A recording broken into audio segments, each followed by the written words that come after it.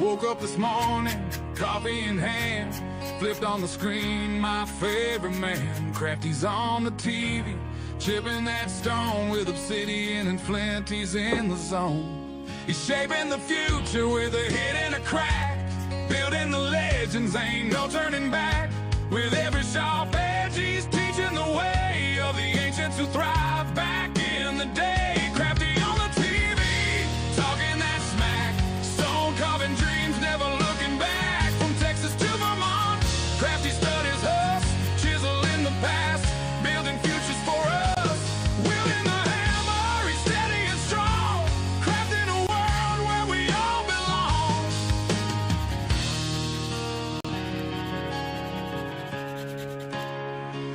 Underneath those layers of dust and grit, finds the magic every little bit. A sculptor of stories, buried in the ground, each piece he uncovers wisdom abound. With every collision, the sparks start to fly. As the old world awakens, we question why. He's digging deeper where the shadows play, reviving old crafts that could fade away. Crafty on the TV, talking that smack, stone carving dreams, never looking back. From Texas to Vermont, Crafty studies us, chiseling the past, building futures for us. Wielding the hammer, he's steady and strong, crafting a world where we all belong. And in this life, we're all just searching for our place in the world, a way to keep working. With the flick of his wrist, he brings forth the light. In every gray morning, he makes it feel right. So gather around, let the stories unfold. Crafty's our guide through the young and the old.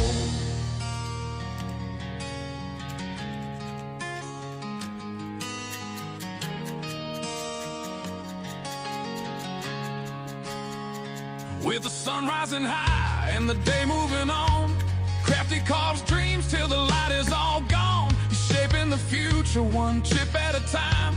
With every creation, he's keeping the rhyme. From the heartland of Texas to the mountains of green, the legacy lives on through the stonework unseen. With every perspective, he's showing the way.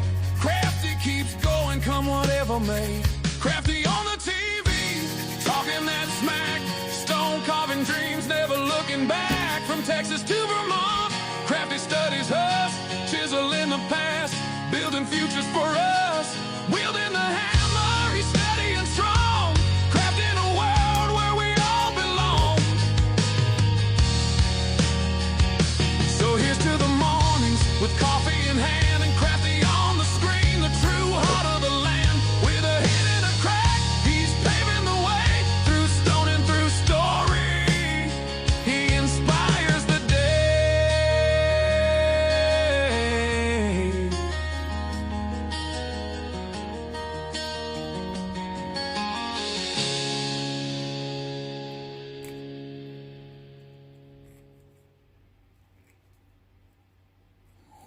Hello, hello. I saw a comment that the intro music sounds AI. Yep, you got a good ear. It was written by a musician. Danny Collins provided the intro music and he used an AI program to generate it. If that's something you're allergic to, I suggest you not watch. Yeah, because that was a gift. I'm not going to refuse that gift. Besides, I think the song is awesome. Yeah. Very well done. You know, it takes some talent to create that, so I'm not complaining about it at all. In fact, I like it. But, you know, I understand. I get it. All right, so I'm working on an arrow right now. I decided to include it in the live stream because I want to get some things done with it first. And then I've got an unboxing. Tonight I'm supposed to do bifaces and stuff like that. But I already did some bifaces last night. Right? I mean, we did some glass bifaces and some other stuff. So let me just kind of chat while I do this. I need to reinforce this drilled hole here with some sinew, so let's do that. Where's my glue?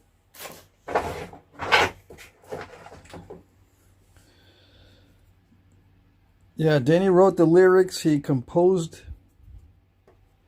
the instruments and all that, and you know, it takes some effort. I don't know how to do it. Let's see. Who do we have in the house? Chris Lithick is first, and then Stoneface, then Alan Cole, Mr. Jim, Chris Cox, Chris Lithick, Scott Goldsberry is here. Hey, Explore Florida is here. Let's see, Chris, you were first. JV is here. Jorge Valadez. Moana Mason's here. From New Zealand. Mr. Jim Mac Bales is here. Let's see who else. Stoneface. Well, I got bounced out of first place. Yeah, happy Friday, everybody. Graylin Landry is here. Gothic T. Via. Yeah, he's the one that said it sounds like AI intro music. Yeah, you win the prize. You guessed it. Freddie Miranda says hi. Steve Salzgiver is here. Let's see. Scott says he likes the song. Yeah, thanks. Feathered Frontiersman is here. Riley is here. Mike Mason. Okay, so I'm just going to mess around with some of this sinew. Just hold on. I want this to dry up a little bit before I continue. I'm going to demonstrate. Someone asked me a little while ago, I don't know, about a month ago, that it's time for a new arrow video. So I'm going to incorporate some arrow stuff into this video, into the live stream. Okay.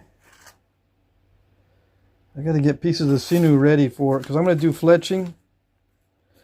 And I'm going to do some of the reinforcement windings. And if I finish the arrowhead, I'm going to do some arrowhead mounting on this too.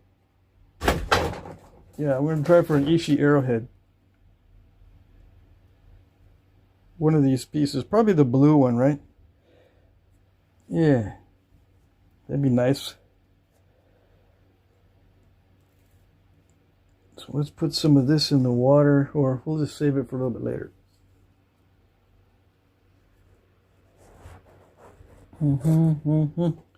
So, what does it look like so far? Well, I got the knock started. That's not exactly the correct dimensions.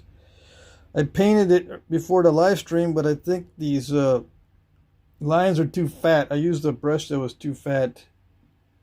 And it's supposed to be blue and red, but I didn't have blue, so I used black. And I drilled this out earlier. This wood here is alder buckthorn. It's a very lightweight wood. It's in the specific gravity is similar to hazel. And I made a foreshaft today out of cherry wood from my backyard. And it's heavier than the alder buckthorn for sure. So we got a little bit, I don't know, you can't see. With the arrowhead on the front, we're going to have weight forward, forward of center on this arrow. This is a reproduction of one of Ishi's arrows. Okay, Ishi the Indian, in case people don't know. Yeah, this is a reproduction, same diameters and everything. I'll give you the info a little bit later. This foreshaft is correct and everything. I just need to make an arrowhead that fits the top. That's how long the foreshaft was. And he did a little tang and drilled a hole down about 1 inch or so. That's what Sexton Pope says. It's about that much. And it's shouldered. It's almost 3/8 up here, right? But this is the skinny end down here. It's like 5/16 or something like that. I don't know. I'll measure it later. Anyway, let's get some of this wrapped up so it doesn't split. Because I'll be driving that tang into the socket just to make it fit better. I'll be trying to force it in and kind of wiggle it around and make sure it's nice and snug. Okay, so this is just regular department store glue or hardware store glue, wherever you get your glues from. I think I got that one at Harbor Freight, but I don't remember. Anyways, come on. I lose my depth perception with these glasses. I'm using water over here on the side. Anyways, just bear with me. We'll be napping here soon. Okay. This is elk, backstrap sinew. But Ishi the Indian used sinew from deer mainly, I think. I'll be doing an entire bow and arrow set from Ishi eventually. I gotta get some more bow wood. I've got some elm that's seasoning right now, and it should be okay. That doesn't look like very nice high grade sinew, but oh well. It's got modeling clay mixed in with it or something. I don't know. It doesn't look very fresh. Anyways, this is just to keep it from splitting. It might actually have some membrane stuck on it too. Anyway. So, what is this for? This is for demonstrating the pinch grip and the what I call the power grip. Ishi's grips when he draws the arrows. Yeah. And I'll be shooting arrows too. Not just making them and demonstrating the grip. I'll be shooting because you need a combination of both Saxton Pope's description and practical experience actually shooting to figure out how Ishi was shooting his arrows. You can't go strictly by the book or by the description. It's slightly off. In my opinion, the book description is a little bit off. Mainly because the illustration of the grip is a little bit off. I'll show you what I mean. So if there's little slight differences in the details, that kind of tells you that there may be other differences that we're not seeing until we actually practice the hold or the grip or the draw in real time and under real circumstances, not just looking at it in a book. You know, a lot of these guys on the internet, that's all they have is just the illustrations, which is fine, but it's best to have some experience. So I may be wrong, but in my experience, the grip is a combination of a pinch grip and a thumb draw. It's not only exclusively a thumb draw, and it's not only exclusively a pinch grip. It's a combination. And the grip changes, I think, with the poundage of the bow. You're going to need that power draw or a power grip for stronger bows. But you can just pinch it and draw it back. Pinch and thumb draw without that middle finger over the thumb with the lesser poundages. Okay, so that's on there. We're going to let that dry. If you don't know what I'm talking about, I got these books here. Ishi, Yahi Archery, right? This is a reprint. The book is in the public domain, so anyone can reprint it these days. There's the release. Ishi's release. I call it the hold, you know. That's what I was talking about. There's a few technical things that are incorrect in this drawing. Okay, first of all, the string angle is not correct. It should be much more obtuse. This is way too acute. Okay, and number two, the nocks on Ishi's arrows were not like this. This is too deep. They're like this. They're barely big enough for the bowstring. Okay, so there's two inconsistencies right there. So I'm thinking that there's a little bit of suspect descriptions in here too. They're slightly off. If the illustration is slightly off, that means probably his observations are slightly off. And as I was experimenting with the grip and shooting a blunt arrow using this grip, I noticed that I couldn't just rest the finger on top of the arrow and then draw, because the nock is too shallow for that. When you draw it back, if it's just a thumb, it'll pop out of the string. And just putting your finger on top of the arrow isn't enough to hold it, especially if it's like 40 pounds, 50 pounds. So I pinch it at the same time as I draw it back.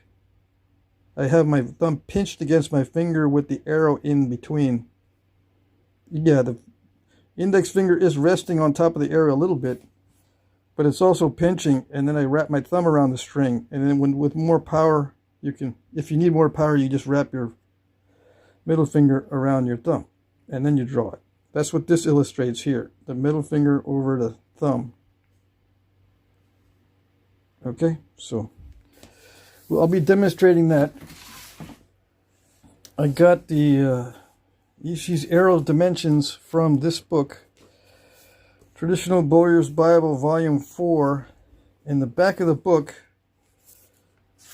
there's very good illustrations of Ishi's arrows. So the one I'm doing right now is this one here, B, but it's not to scale, so there's a conversion factor, 1.373. I measure everything in millimeters, and then I multiply it by 1.373 to get the actual dimension in millimeters. I scale it off these drawings. All right, that's where I got the measurements for this. So see how it's much smaller in the illustration than it is in real life. Okay, so you have to scale it up. Okay, that's where I'm getting these are my sources. And I think the poundage on this is 30 pounds on this main shaft, but I'll need to re-spine it just to make sure. I'll write it all down and stuff. Okay, so these paints are just acrylic paints. Let's see here. The grip seems awkward. Yeah, it is awkward until you get used to it. And it does cause a lot of soreness right here on that thumb joint. Okay. It was causing some soreness right there, but you can develop a callus pretty quick right there. Anyway, Saxton Pope in the book describes Ishi getting sore also after lots of shooting. Okay, so these feathers are turkey tail feathers. I ground these down just before the video. And they're wrapped above this, what is it? It's above the paint, right? They're wrapped above and below. So there's like a 1/2 inch of wrapping here and a little bit more than that up here. So I'll be doing that on video. So what I do is I wrap the bottom first, let it dry up a little bit. Yeah, I wrap it maybe a 1/4 inch first on the bottom, let it dry up a little bit. And then I wrap the top, let that dry up a little bit. And then finish wrapping the bottom. Again, set it aside to dry. You know, I gotta align the bottom part, you'll see. And then when this is pretty dry, I pull on this, on the upper part, this way to tighten the feather, and then I wrap it the rest of the way. You'll see how I do it. That keeps everything nice and tight. But I also soak the feathers in water first. It makes them expand a little bit, and then when they dry, they shrink a little bit. And it tightens them up. Okay? All right. So, let's see. What else we got?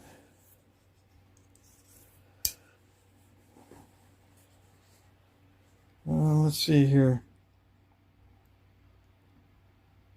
Bare finger shooting modern equipment keeps me aware of the play from the string. Let me look at the chat from this phone. Let's see here. Yeah, Native Americans, very few of them use the type of release that we use in modern times. The Athapaskans, like the Apache and the Navajo, I think, had that very similar to Mediterranean release. Apache and the Navajo, I think, had the... Okay, so we got good audio.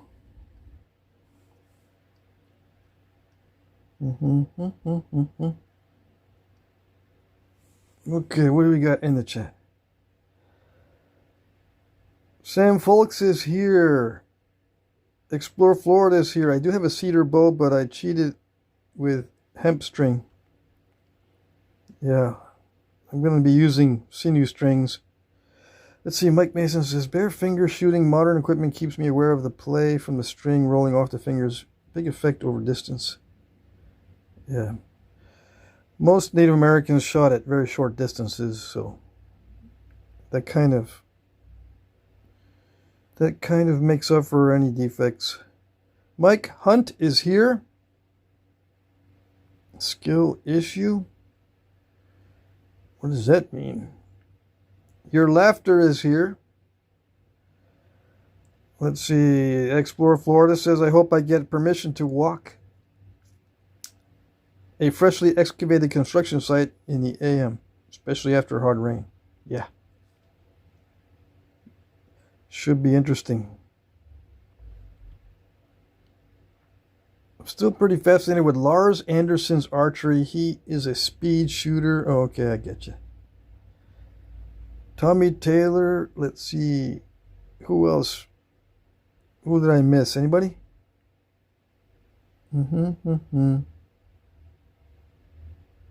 Okay, so I'm going to take some, every once in a while I'm going to take a break and put some sinew on the arrow.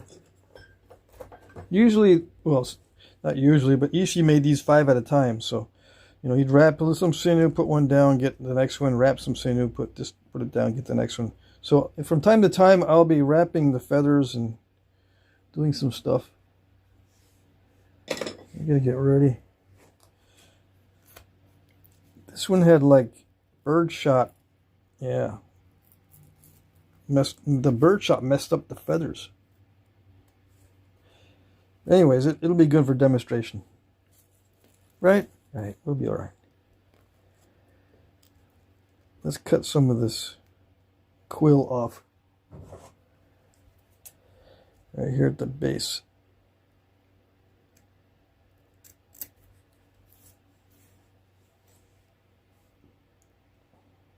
We don't need the big old tail on there. Okay, so we need some of that tail on there. You usually like to have a long tail on the feathers. So let me just make everything the same.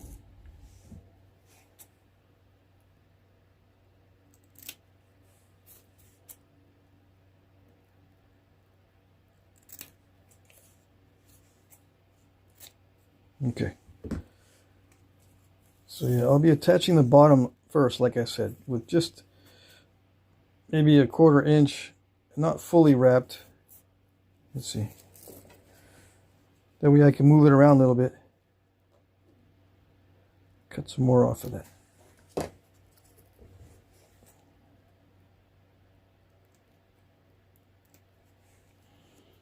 In the book it says Ishi used obsidian with a piece of wood backing to cut the feathers. Obsidian flake with some wood backing to trim the feathers up. He did not use a burning stick like you see the internet culture do. Let's see here. So that's what I'll be using. Or I'll use the scissors. Once he got to the museum and started working at the museum, he started using scissors for trimming the feathers. Yeah. Okay. I ground these down with a Dremel tool. But you can grind them down with a belt sander or whatever. Right, I ground down the quills so they're nice and even. Okay, so I'll get to that in a little bit.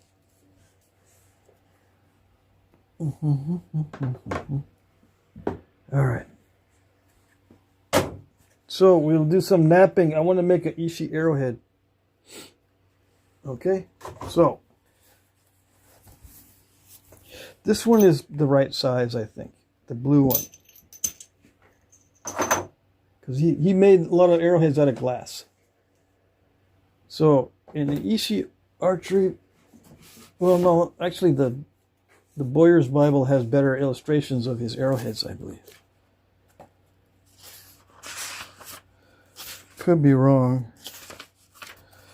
I think they're in here somewhere. The arrowheads. I just gotta scale them up. So I gotta multiply this by the conversion factors. These are not actual size; they're smaller than the real ones. So the conversion factor is 1.373, I think. Right.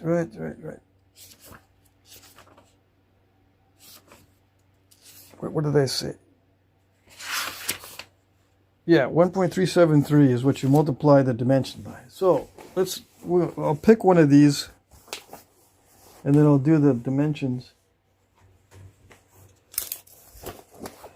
Measure it in millimeters. So it's like 40 on this I. Well, let's try to do this letter I, right? It's 40 millimeters now, but I got to multiply it by the conversion factor. Let's see. Where did my calculator go?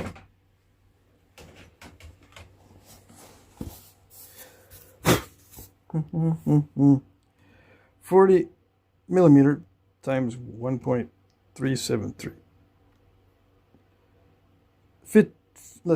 It's 55 millimeters. So the actual size needs to be 55 millimeters. Where's my pencil? I don't have my pencil. All right, so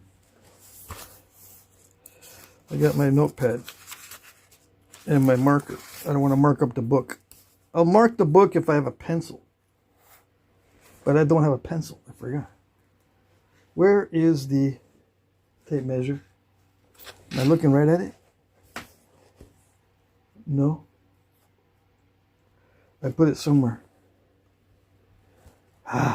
Okay. Hold on while I try to find the tape measure now.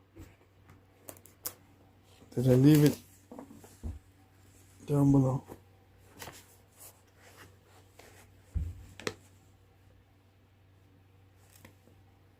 Golly, I put it way back on the shelf. Okay, so 55, right?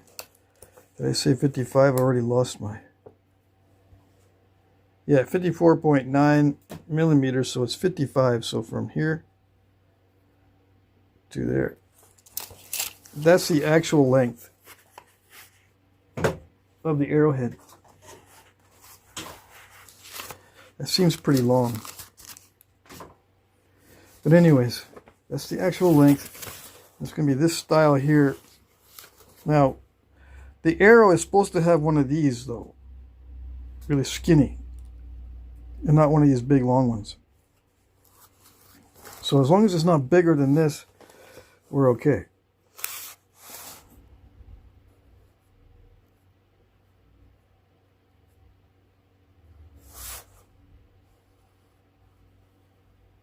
So as long as there's something like that, right? Something like that.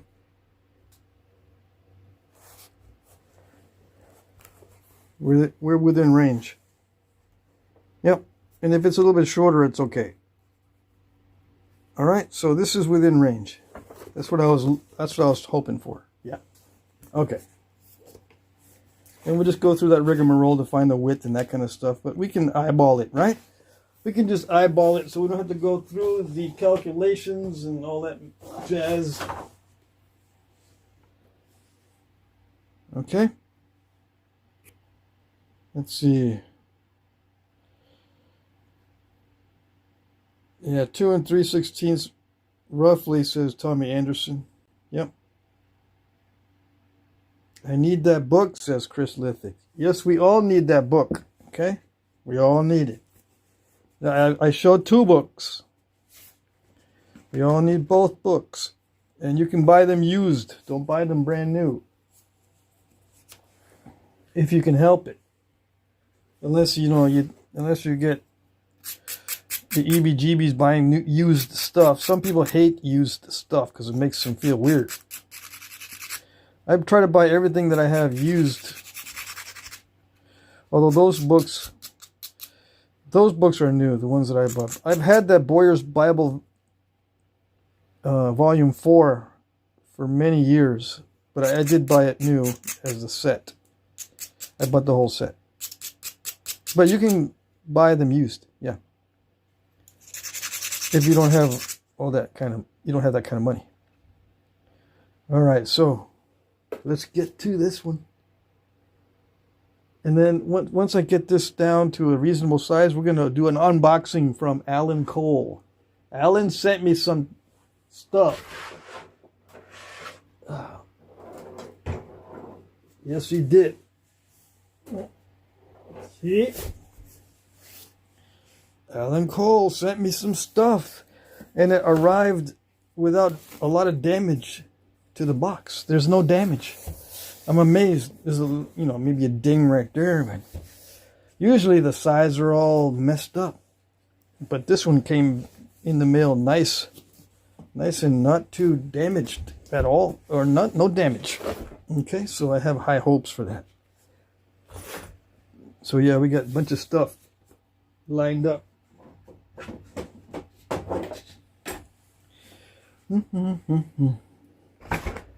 Okay. Toolkit. Let's put this over here. It's starting to get stacked up. Everything's starting to get stacked up. All right. I'm going slow so I don't mess up. Who's complaining about the autocorrect?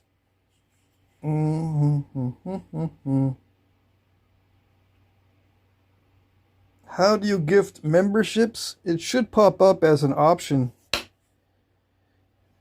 somewhere in the chat.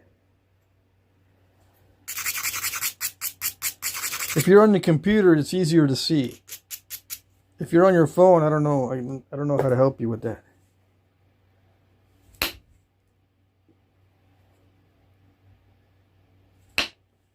It's much easier to donate and gift stuff when you're on your computer. At least it is with me. When I'm watching a live stream, someone else's live stream, I usually watch it on my computer. Yeah. Let's see, $10. Jesse says Crafty Files, $10 super chat. Thank you. Does that mean files for filing down edges, or files as in paperwork, like in secret classified information? Or both? It could mean both. Jesse's here. Hello, all my friends. Too many to mention. Yeah. I know the feeling. When I go on a live stream and start commenting, people say hi to me and I don't know what to do.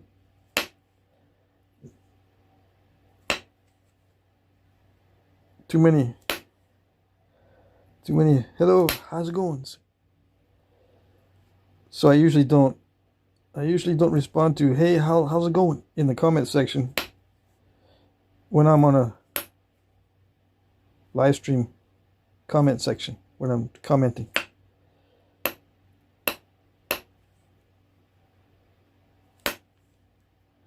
Anyways, I gotta thin this down enough to fit the foreshaft. All right, our goal is to fit it into this foreshaft, and I might have to deepen the notch or whatever, modify it, because this is just I just started the notch and guessed at the depth. If we get the proportions of the arrowhead correct, then it's a matter of, you know, making sure we have a deep enough notch. Okay, that's the exception, because we're gonna have to eyeball how long the stem is on these. I don't want to be going through calculations on video.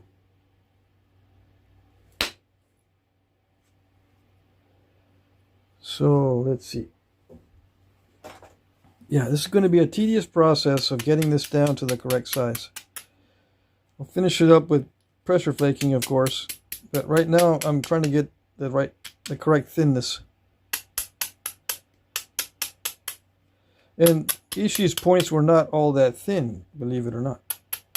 But I'm going to try to get them, trying to get this one thin.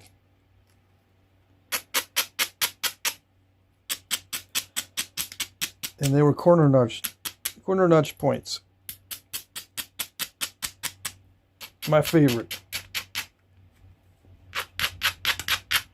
Although it does look like they were side notched. They were, you know, either one. You don't have to get picky. They do look like side notches to me, though. Also, as well as corner notching. I think I'm just going to do the corner notch thing with this one.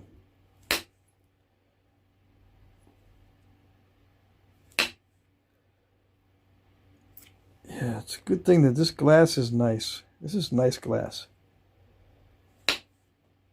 If I break it, we still got a couple other preforms. It's just that they will take longer because they're bigger.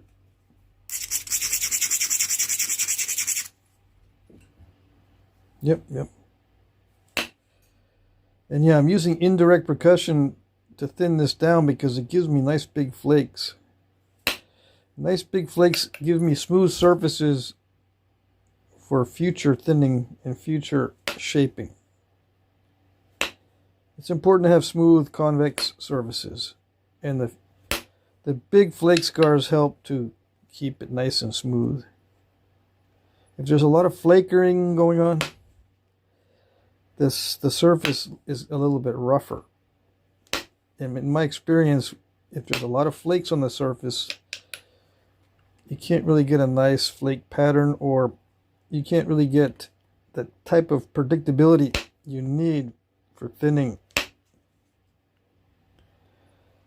So yeah, big flakes are part of the technology of thinning. It's very advantageous to thinning to have big, bold flakes. Not just because they look good, but because you're setting yourself up for future flakes.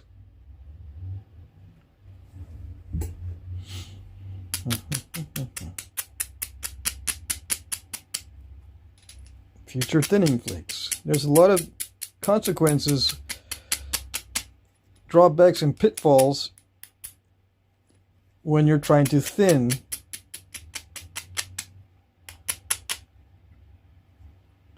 Okay, so all that stuff is under the umbrella of the thinning technology. Each individual type of flake is not a technology. The thinning is the technology. It's a group of conditions and efforts that lead to a finished product. It's not one single flake or one single strategy. There's different aspects to a technology. You know, if it's just one flake that determines the technology, you don't need the word technology. You just need a term for that one flake. You know what I'm saying? Why use the term technology if you're just describing one flake type? You don't need the word technology to explain what's going on. It's just that one flake type.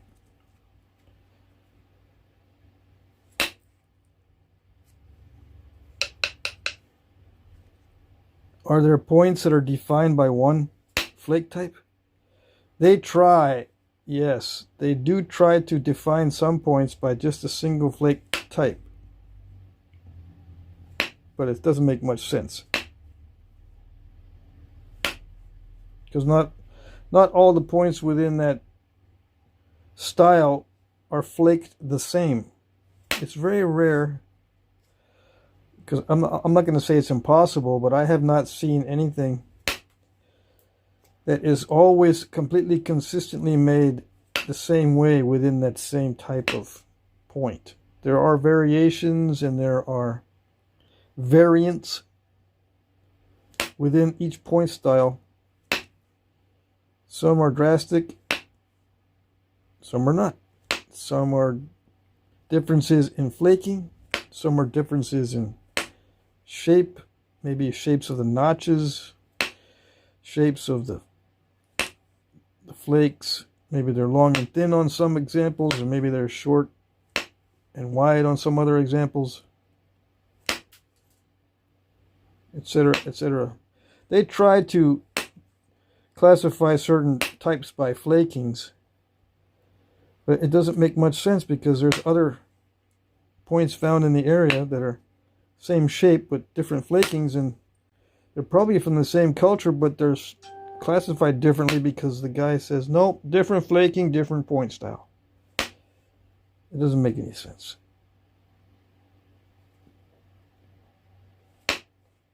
The flaking is up to the napper also.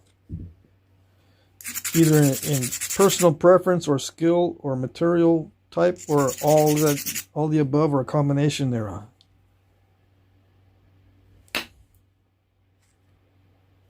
Yeah.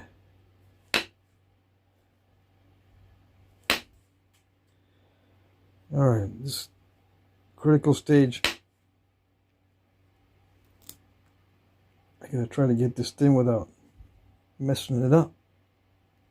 Like that.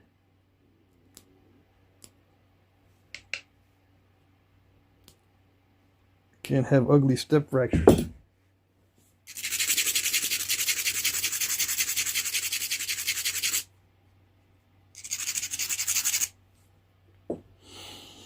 Okay. Did I get it? I think I got it. Yeah. Damage control, when it works, is such a nice, beautiful thing. And it helps to have good material. Right? Consistent material. Because if I mess up on this, it's me that's messing up, not the material. Yeah. It's on me if I mess this up. Because this glass is pretty good. Yep. That's what's frustrating for new guys, is because all their mistakes will show up and they know it's them. I mean, they may not admit it right off the bat, but eventually you're going to have to admit that it wasn't the glass.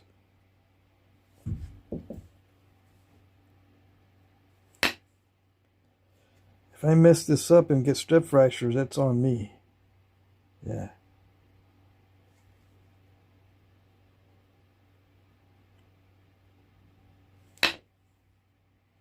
Are there inconsistencies in man-made glass?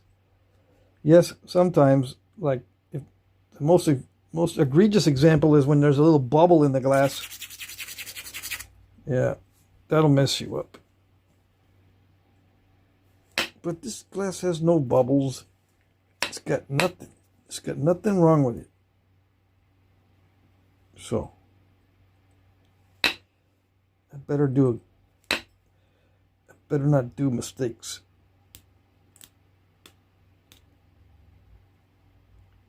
Yes, thin enough. I think it's thin enough to start shaping it with pressure flaking. I may have to widen that notch slightly and deepen it slightly. The base on these is pretty shallow. Stem, I mean, on these Ishi points. Okay, so let's start with the pressure flaking. I'll check the chat in a little bit.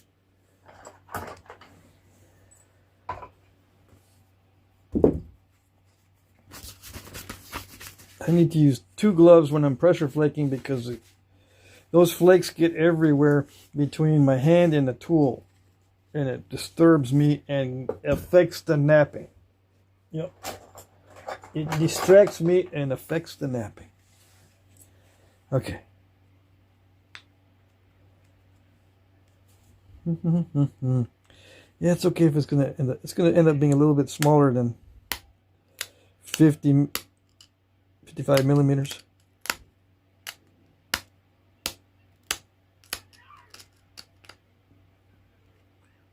The skunks are fighting outside.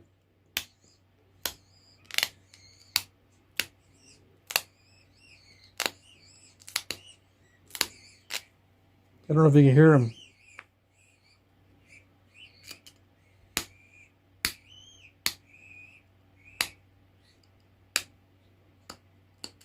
They can get kind of brutal. They're being territorial right now.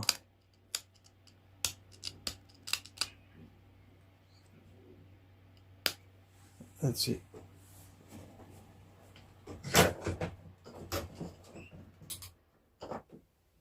Turn off the fan, you can probably hear them.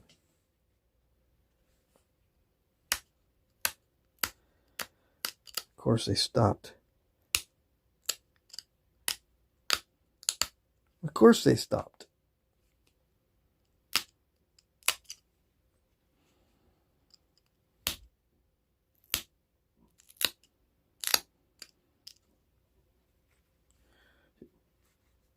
Right now, I can hear one of the males snorting. I can smell them. They're right outside the front door of the shop. They are stinky. They just spray a little bit when they're fighting. They don't spray a lot. But yeah, I can smell it. So you heard the shrieks? Good.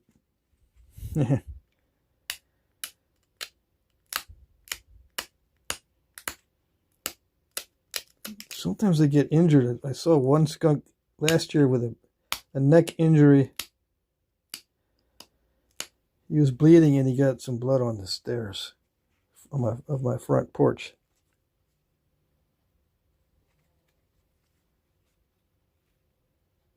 I think the neighbor is outside now too.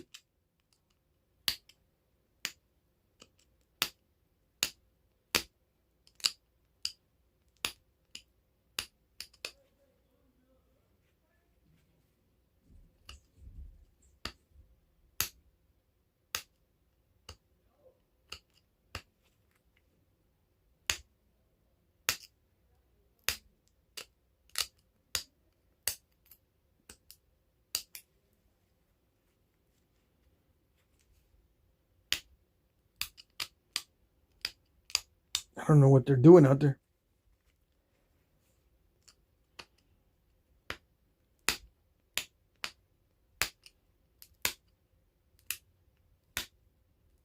They got little trails next to my shop back here. I heard one just now scurrying past.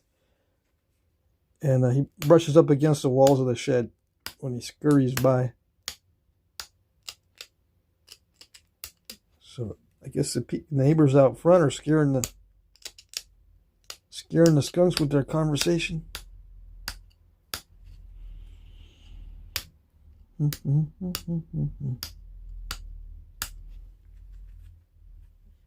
What's a stoat?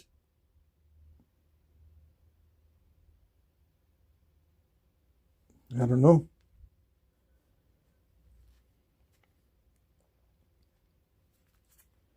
What are you guys talking about in the chat? I'm not watching the chat. I'm trying to make sure I don't break this.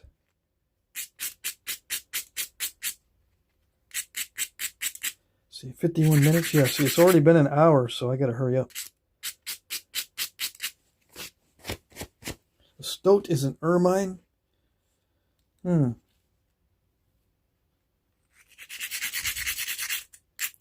Tommy Anderson says, I gotta go, y'all. God bless and enjoy your weekend. Alrighty. Good to see you. Man, this is way too large for this particular foreshaft. Yeah, I'm gonna have to tone it down quite a bit.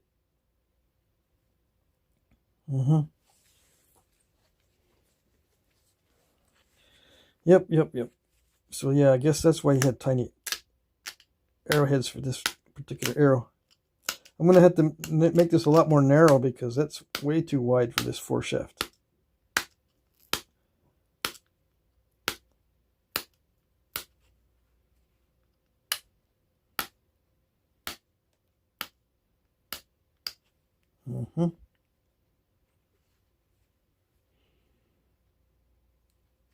There's a skunk right outside.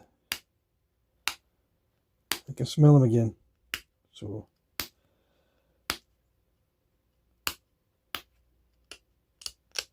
I don't know what they're up to. I watch them from my front porch a lot. But I don't know what they do back here.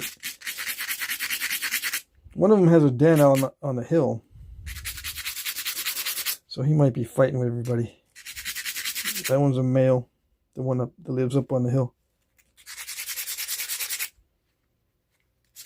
Usually he's pretty chill. Lives up on the hill and is usually pretty chill.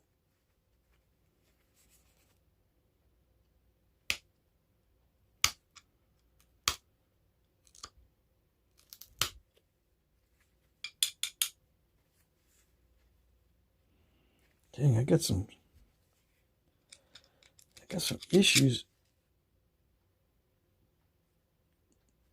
All right. I had to be more careful with the thinning.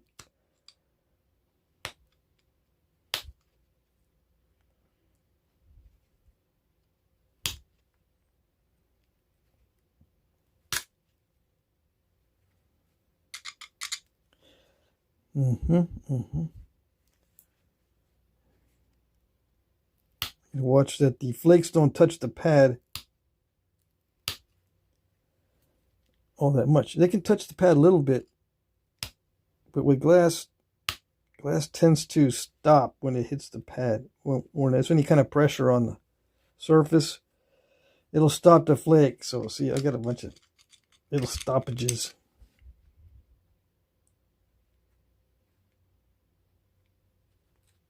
Yeah. Oh well.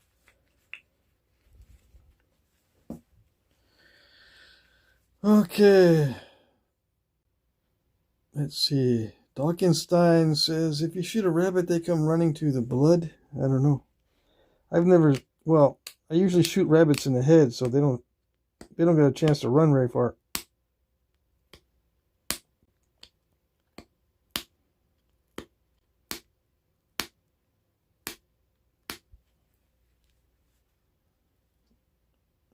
Smoosh Gaming says, can I please be a moderator? No, I only make people that I know moderators. Either I've met them in person or I know them well enough through conversation that they're not going to go all crazy with the moderations. Yeah. They could do a lot of damage before I catch them. So there's no way I'm going to make you a moderator. I don't even know you. Unless I do know you. What's your real name? Especially if I can't see who you are in your avatar and you've got not your real name as your username. There's no way. To me, you just look like an internet rando. I'm not going to make a rando a moderator. You crazy? Crazy.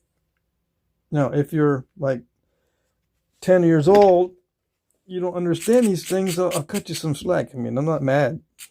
But no, I don't make strangers moderators.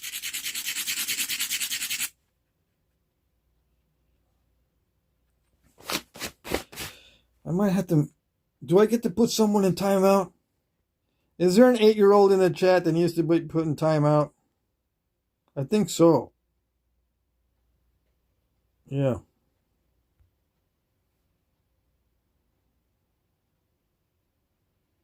Mm-hmm. All right, let's see. Who else?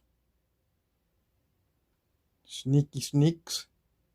Who's a Sneaky Sneaks? I'm a Sneaky Sneak because I'll put you in timeout.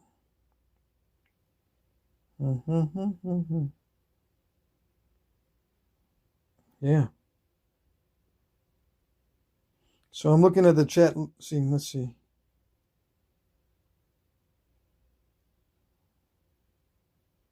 Okay, so yeah, if I missed your question, I apologize. What's this live about? We're going to make some arrowheads, and we're working on Ishi's stuff. Ishi the Indian. But I usually have a little sign out just so you can read it while you're contemplating what's going on here. But yeah, I make arrowheads, okay? I make stuff like this. This is made out of a rock, but I'm making one out of glass right now. That's a simple answer. Right? I got more involved answers. What are you doing? I'm practicing a craft called Flintknapping from the Stone Age. And then, what are you making? Hopefully I'm going to make something that looks ancient. Okay? All right.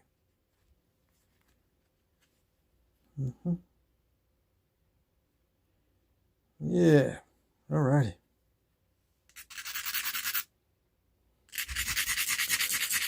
So this is a very old skill, right? I mean, it was practiced for hundreds of thousands of years, but only recently was it very well developed.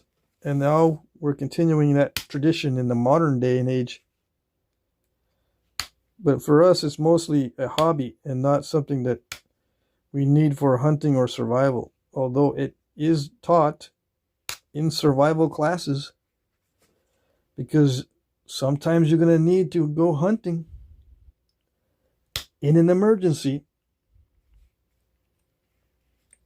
You need to be able to make stuff to hunt with. Sometimes. Some people like to go hunting with this kind of stuff because it's kind of challenging. Yeah, it adds a little bit more challenge to it. So you can feel like you've accomplished something, then go back to your nice, plushy, sterile house after the primitive hunt. Yeah. You have the glamorous, plushy house guilt. Yeah. Right? Do you guys have the glamorous, plushy house guilt that you should have after living in comfort for many years?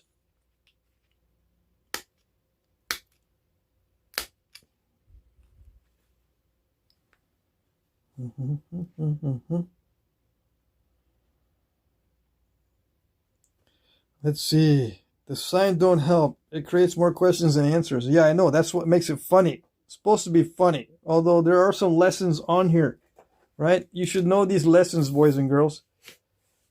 You can't judge a rock by its cover, name, or title. It's like a book.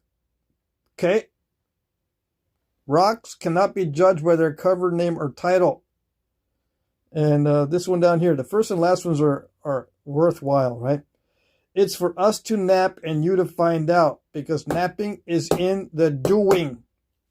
Napping is in the doing. And then I got some Indian worm rocks, and I'm not part of poop glue culture. Yeah. I'm not part of that culture. You can do whatever you want.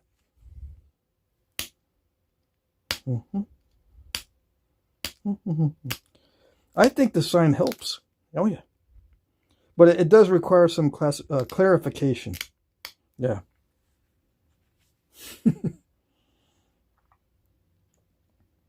Let's see.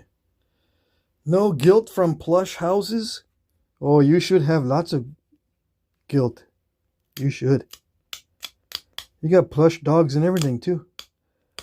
Dogs that got manicures and shampoos. And yeah. Your dog's probably better manicured and shampooed than you are. Yeah.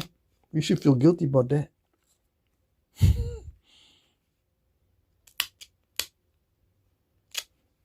It's too good. Pain and suffering? Yeah, there's always pain and suffering with Flintknapping. You know that. Always. It wouldn't be fun if there wasn't a lot of pain and suffering. Yeah. Right? Is there pain and suffering right now? This is the hardest part of Flintknapping. I'm trying to thin it down. And it's already thin. But I like the edges to be sharp. So thin edges are sharper edges. Yeah.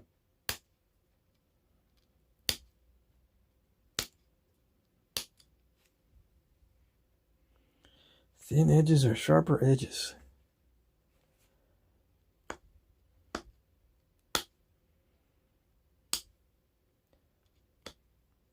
Sometimes I can talk when I'm doing this, and sometimes I can't.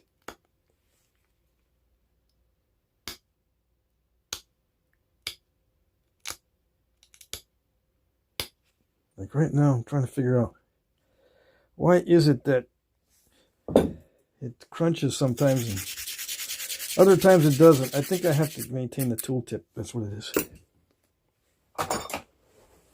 Too much glass dust in the copper. Too many particulates.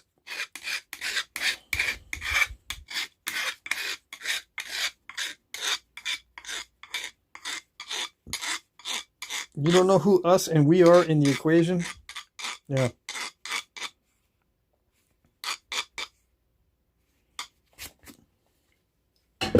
That's alright. You'll figure it out later. And even if you don't, it's still funny. Yeah. Are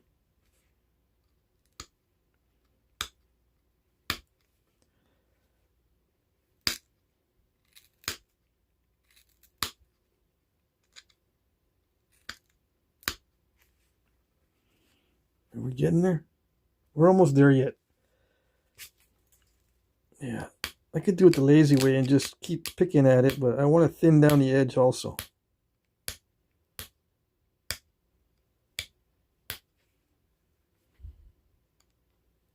But there comes a point where I got to stop and put some notches in this. Yeah, I just gotta. I'm going by memory here. I'm thinking that this is going to be. I mean, this needs to be a little more pointy and thinner at the tip before I put the notches in and all that.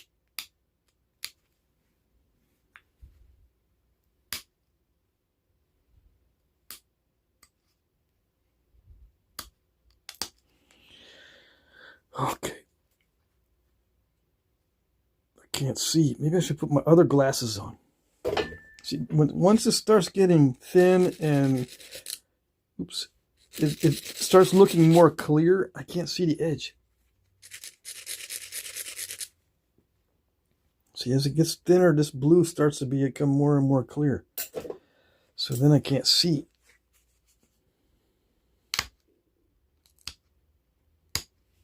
Yeah, see the edge? I'm messing up the edge because I can't see it.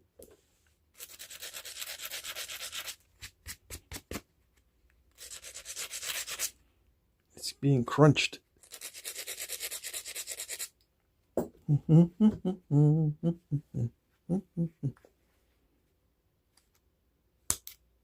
Okay.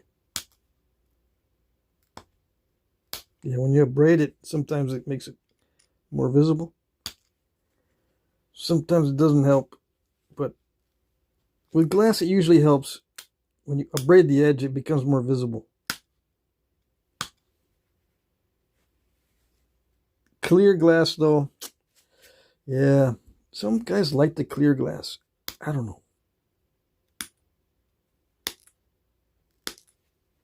I only nap it just to show the potential. I don't like napping it as a fun thing to do. No. The clear stuff. The darker the glass, the better. I like napping very dark obsidians, especially.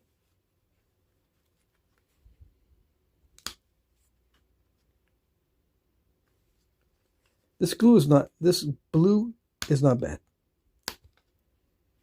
It just sometimes, like near the tip, where I have the most trouble with all my nappings, I can't see because it starts getting more and more transparent.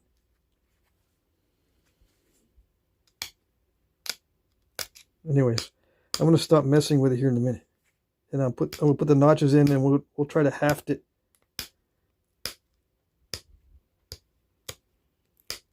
And we'll look at the book's pictures and see how close we are, and if we have to make adjustments, or if it just doesn't look right, we can change things up a little bit.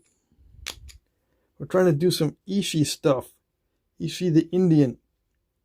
Yeah.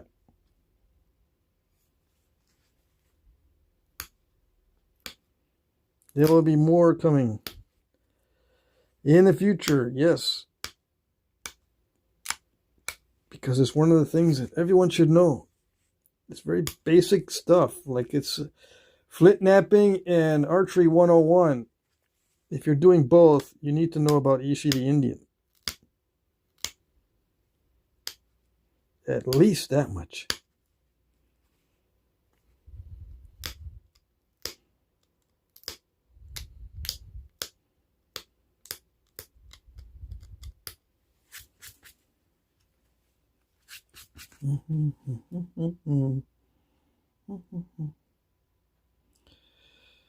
Let's see. Great Fishing asks me, is it better to hammer your flaker sharp once it dulls, or do you just grind it? I just grind it because hammering it makes it inconsistent. And I'm wondering sometimes if I'm messing up, did I hammer that copper too much last time, or did I hammer it just right? Or I didn't hammer it enough? Because these little subtle differences makes all the difference in flint knapping, especially toward the end when you have to not mess up. Those little differences, like if you harden the copper too much and slipping on the edge right when you're not supposed to be slipping on the edge because you're right at the end of the flaking, trying to make the point nice and pretty and sharp, and you're messing it up because you hit the copper too much. I don't like those kind of variables, so I don't do it. I will probably get good results, right? But it adds variables. When you add variables, you add question marks. Wait, was it this that messed me up, or was it that? What was it? Now I don't know, because I did like 4 things to the tooltip. Which one of those 4 things messed it up? If that's it. You don't know. So the less variables, the better. That's why I don't, hammer it hard or twist it. I don't twist the copper. I don't hammer it. I don't do anything except grind it. And it stays the same. So I know it's not different except for the particulate matter that builds up. Okay? I know that changes the consistency of the copper. But that's it. I don't want to deal with anything else. And it's for my own good, because it drives people nuts. It drives me nuts to not know why it's messing up. Because if I knew what it was doing when I messed it up, I wouldn't have done it in most cases. Sometimes I get lazy or whatever, and I just take a shortcut, and I know better. But not always, you know, sometimes I don't know what's going on.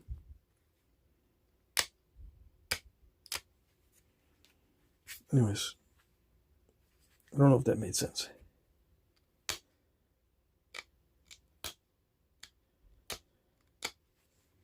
I don't know. So let's put some notches in this, and then we'll look at the pictures and see how close we are. Yes, we shall do this notching. And I'm not going to make them too fancy. Yeah, Ishi did a lot of narrow entry stuff on his notching. It's just too much persnicketiness for me. Yeah, so just regular normal notches. Just normal notches. Yeah. Come on. Yeah, normal pop outs, normal notches.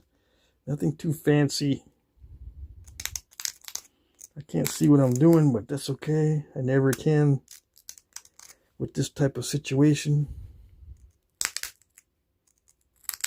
What situation? With glass that's kind of transparent. Yeah. It's hard to see what's going on. Anyways, we're almost there yet. I'm going to do an unboxing. Don't forget. Don't go away, boys and girls. We got more stuff coming up.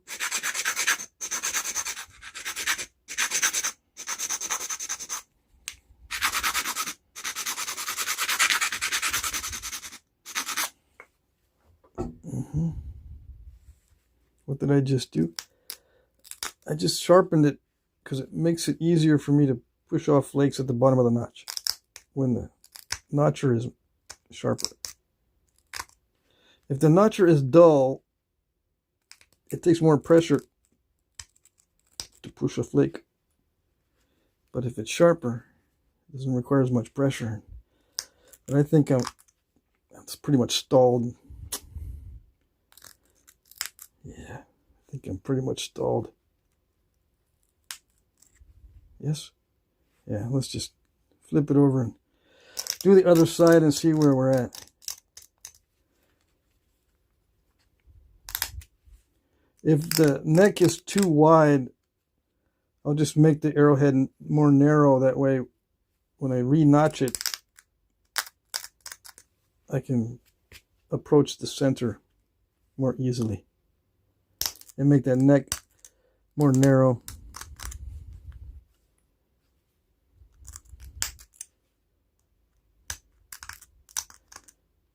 I think I made the base a little bit too concave too. Usually I save the concavity on the base until last, but I was trying to thin it. I got a little carried away with the concavity, but we shall see.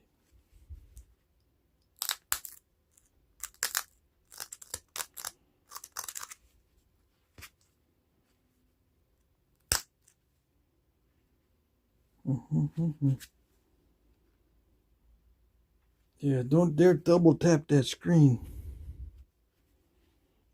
You don't know what's going to happen. You might wake up the alien worm rocks. Oh, they're sleeping. Yeah. You didn't know they slept? They're snoring away up on the shelf. Of course, you can't hear it because the alien snorings are too high pitched for human ears. Oh, yeah. You didn't know? Now you know. I'm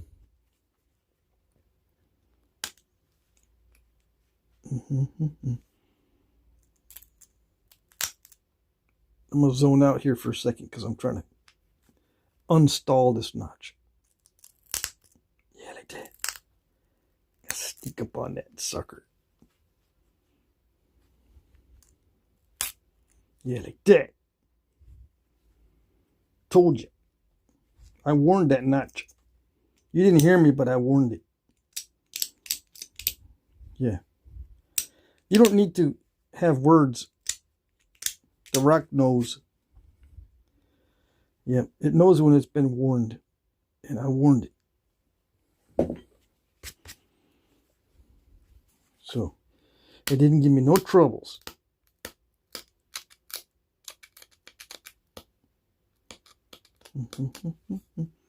Still got a feeling that neck is too wide. Too wide for the Ishi point.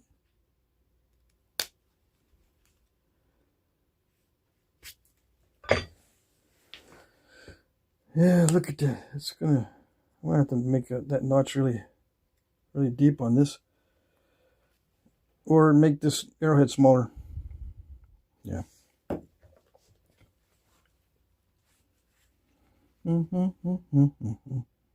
Let's make it a little bit prettier first.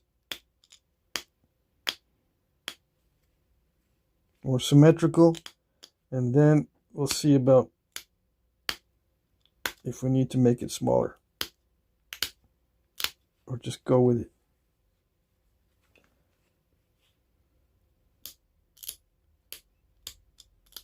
See, it's got to be nicely hafted. It's got to be securely hafted. So it can't be a big old fat arrowhead on a little bitty tapered down foreshaft.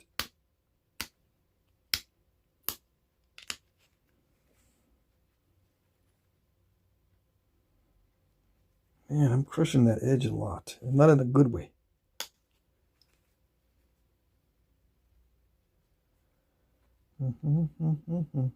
Dang.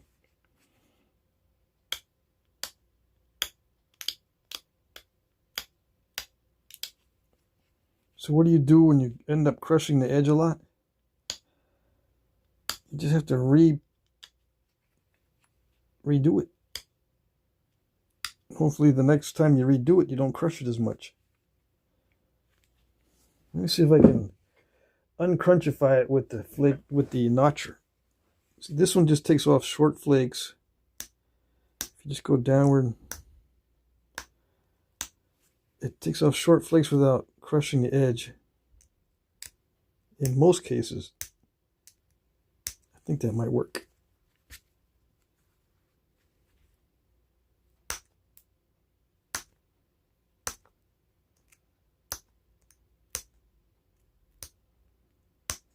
See, the tip is too sharp, or it's too small to do crushings. The rounded tip crushes because it's got a lot of surface area on the rounded tip. So when there's a lot of surface area, there's a lot of chance of crushing the edge. But if it's just barely touching the edge, and it's just downward flakes, you can get some clean, non-crushed initiations on the flakes. Yeah.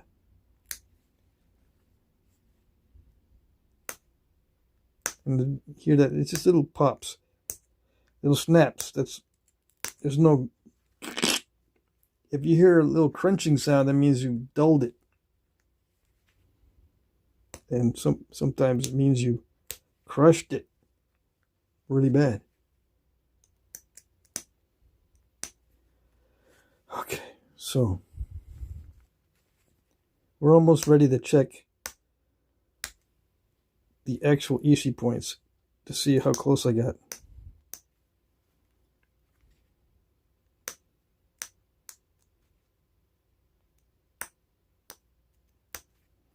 And I might have to make those notches deeper just so we can haft it better. Well, let's try it a little bit deeper anyways. Yeah, it's supposed to sound like that.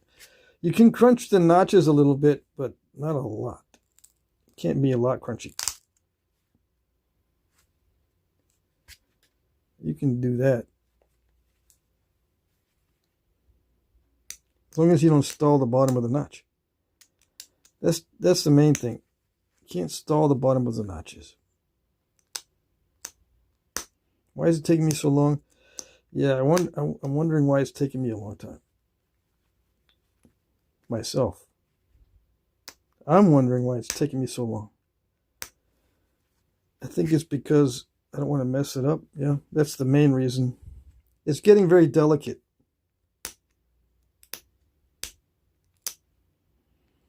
It's been a while since I napped bottle glass too, of this size.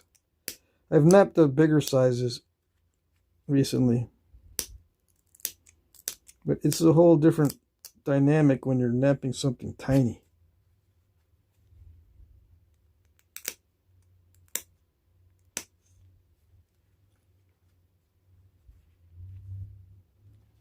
Yeah.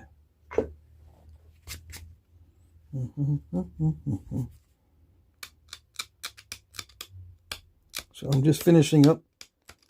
I need to thin down this stem a little bit, and then we'll try it on the arrow foreshaft.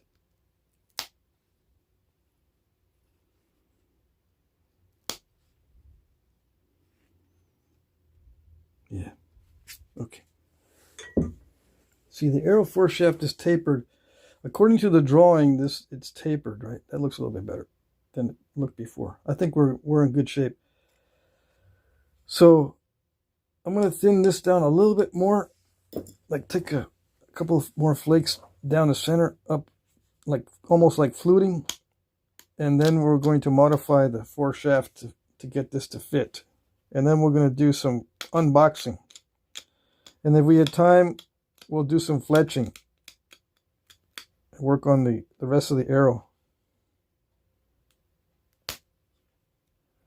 See, I just drove a flake from the bottom into that area where we need to have it nice and thin. Yeah, like that. To fit in that tapered foreshaft.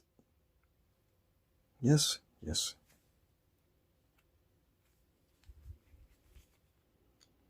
Doesn't this make the arrowhead really delicate? What use is a delicate arrowhead?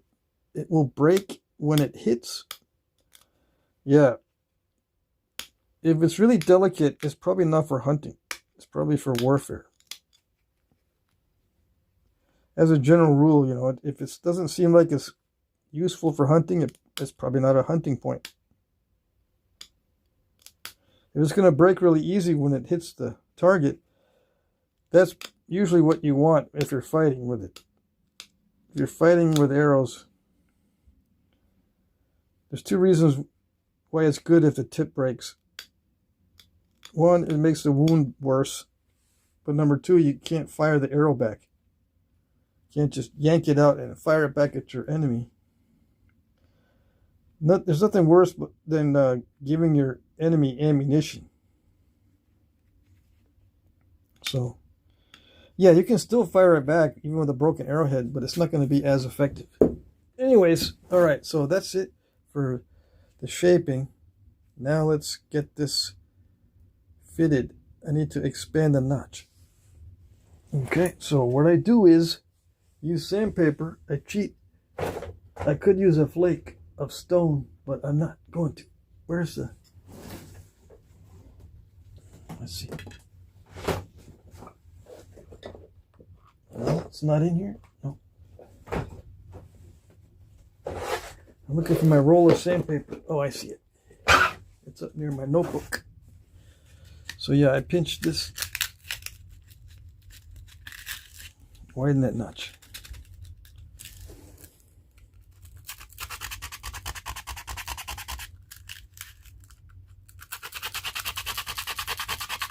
And this also deepens the notch. If you do it right. Yeah.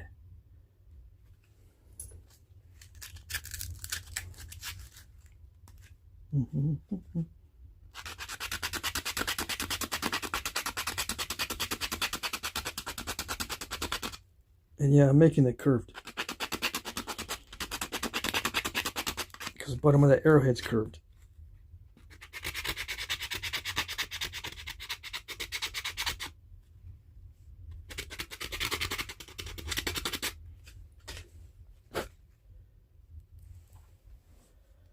Yeah, yep.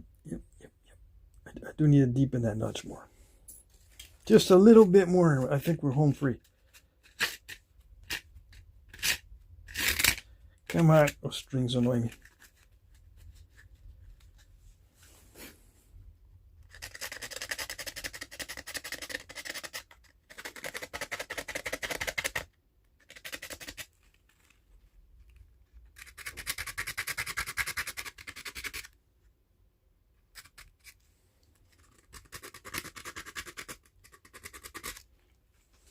Does a stone flake work? Yeah, it does work pretty good, actually. Do I have one?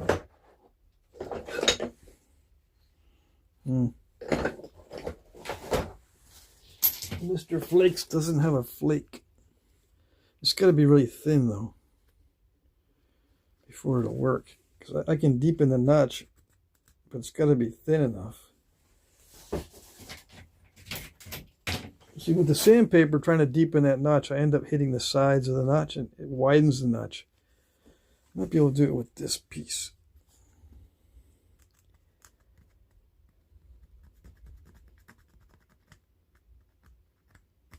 It's not. It needs to be sharpened. Okay. Yeah, it's going to be one of those days.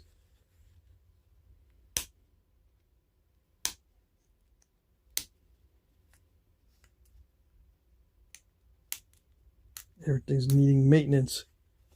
You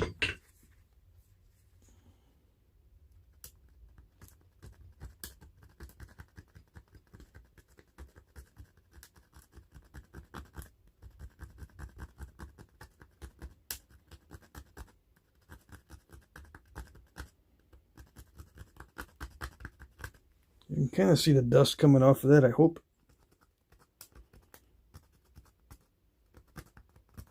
Sawdust. I made a little saw. See the teeth?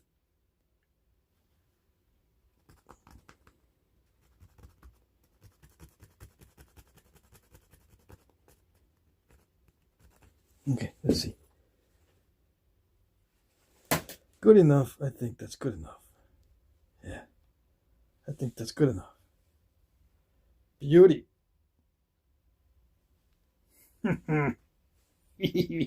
All right, let's see what it looks like compared to the book. Yeah, scary. Uh-oh, we're gonna get in trouble if we're not close to what it looks like in the book. We're gonna be in big troubles.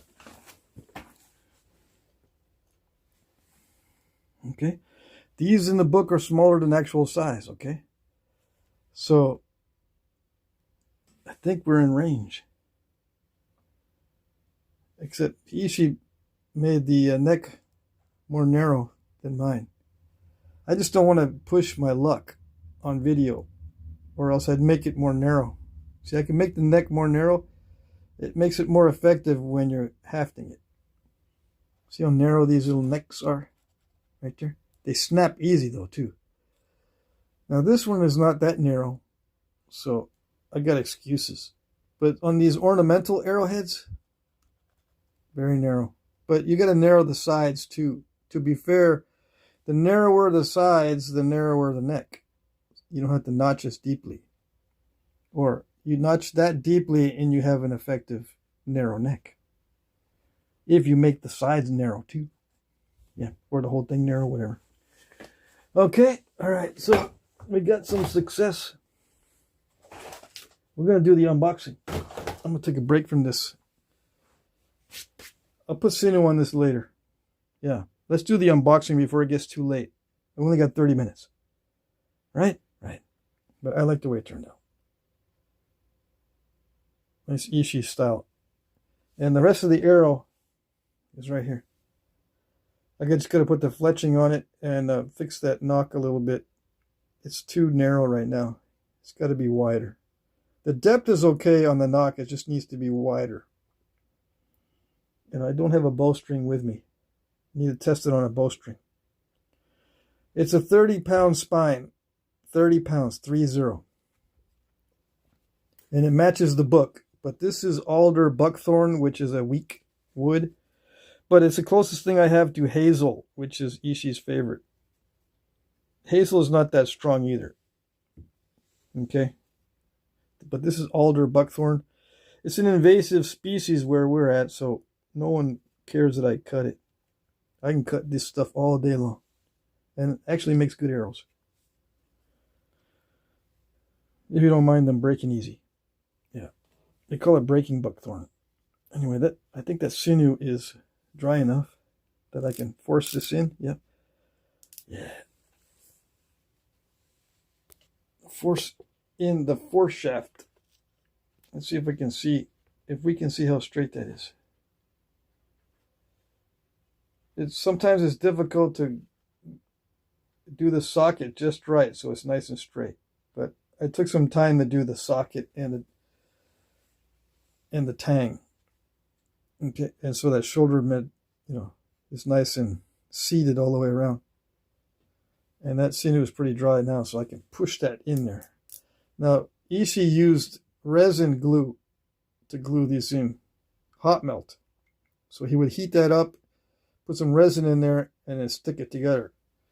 A hot melt is good because you can heat it up again and remove it. Or if it comes out, it's not going to pull out some of the wood on the bottom of the notch. If you were to attach this with hide glue, for instance, it may or may not come out easily once you snap that glue joint in there. When it hits the target, sometimes the glue joint will snap and this will come out. The force shaft will come out.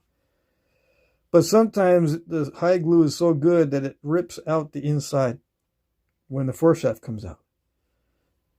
But if it's a brittle glue like pine pitch or whatever, it won't rip out some of that wood that's inside. The force shaft will just come out. Anyways, how do I know this? I don't know. I don't know why I mentioned it. I don't know why I know this. Okay, so let's put this aside. I'm going to check the chat.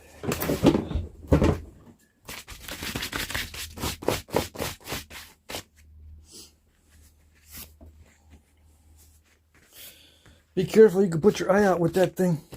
Yeah. I'm 63 going on 11 years old. Yeah, I'm going to poke my own eye out.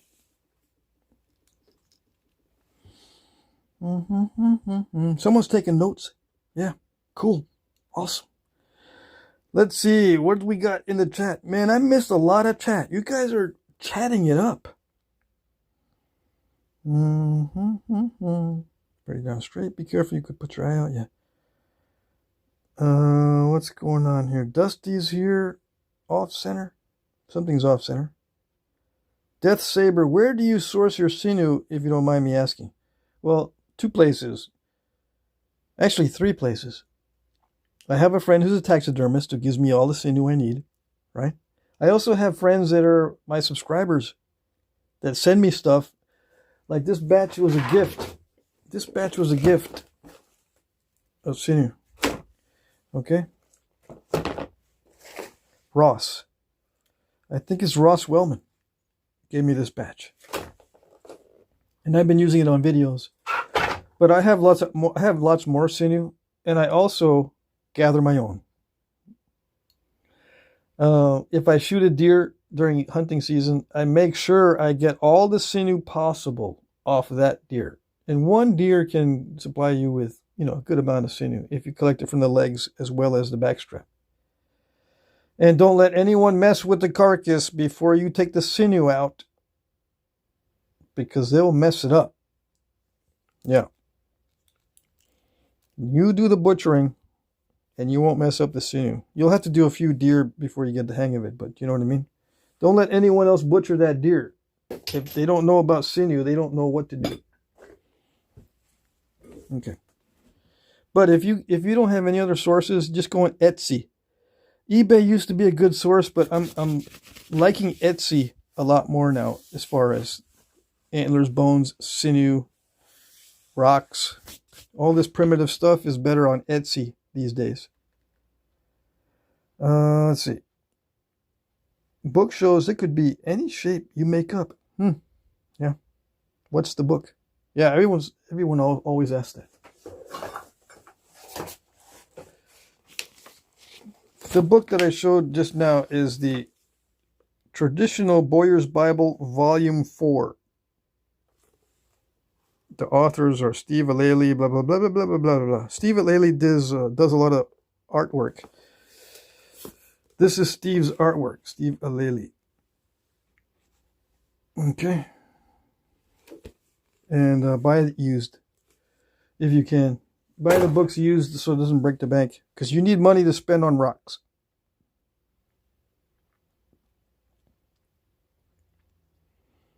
Kirk James says, found a big spot here in Tennessee where they napped glass. It's very thick. I found the same worked glass in multiple spots. I also have a beautiful scraper made out of a really old Coke bottle. Sweet. Let's see. Yep, Barnett says, just like the ancient blue glass arrowheads. You haven't seen Ishi the Indian's blue glass arrowheads, have you? Let me look that up. I bet you haven't seen. Even if you have, I still want to look it up. Okay, so there. Just hold on.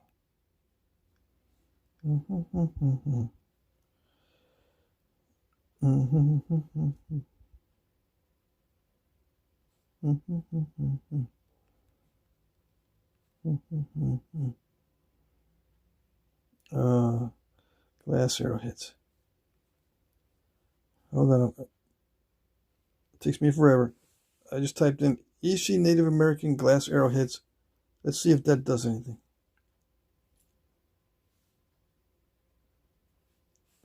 Okay, so people are selling duplicates. Now these are the real ones. So you've got an amber one right there. You've got some right here. These are window glass and beer bottles. See, there's a blue one right there. Ishi made that out of an insulator. That's what they're thinking. But there's other bottles that were blue as well. He used insulators, yes, but he also used other blue bottles. He liked the blue bottles. Okay, so I'm not alone in using blue glass for the Ishi style arrowheads. Yeah, made by Native American right there. And all these, he made all these too. See that? It's always nice to have color photos of his stuff. This is obsidian. This is probably a beer bottle. Okay, you got it? And he used steel tools to knap this stuff with. Okay, once he got into civilization, so to speak, he used steel tools to knap them. Yeah, a Native American with Stone Age skills grabbed a piece of steel as soon as he could. Yeah, that's how he looked like when he was starving to death and finally walked into town. The last of his tribe, yeah. It's a tragic story, but it ended fairly well, you know, not perfect, of course, but at least he was given the opportunity to share his knowledge. Or at least he shared his knowledge with us with the opportunity that he had. Okay. All right. What's it? What else?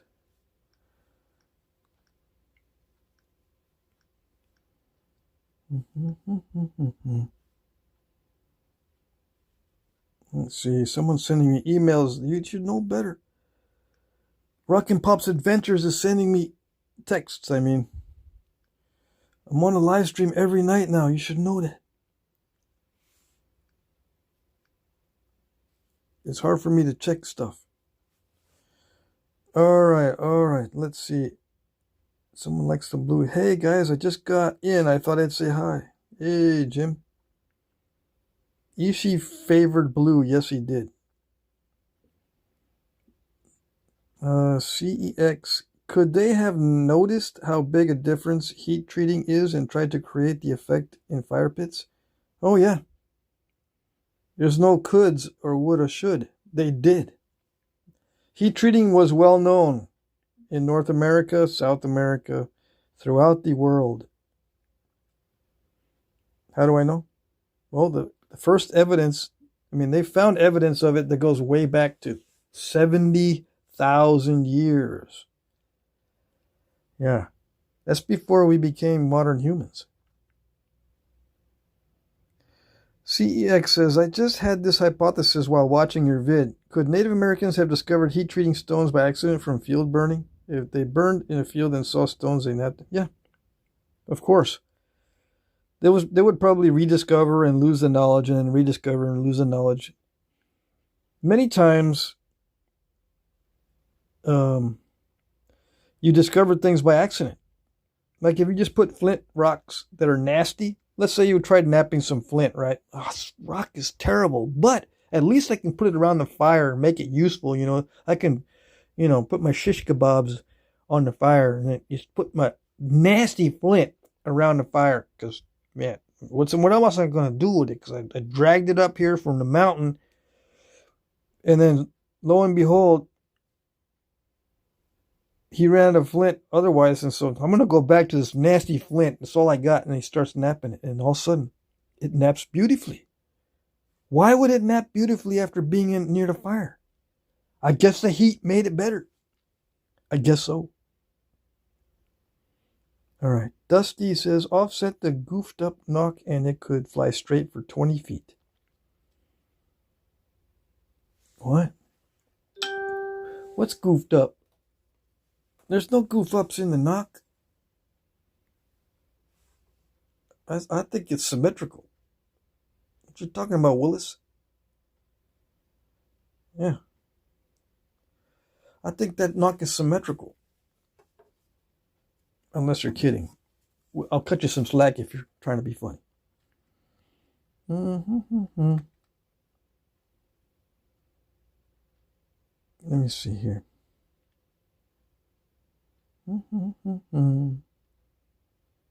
So I guess I answered the questions or no? Ask your questions before I start doing the unboxing.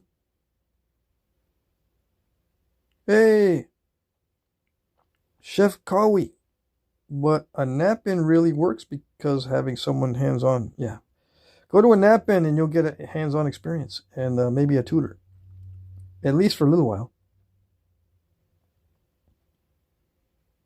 Dusty says, later, nerds. Yeah. But you're still there. You're still here. You didn't go anywhere. What's getting unboxed today? All right, let's do that. Excuse me. This is getting unboxed. Yes. All right, so let me get my stone knife. Where is it? Here it is. Okay. The names have been covered, or the addresses have been covered to protect the innocent. Yeah. And I'm not innocent, but I don't want you to know where my neighbors live. No. Because their address is almost the same as mine. Okay? My neighbors are innocent. They don't know what they don't know. They don't know what we do here.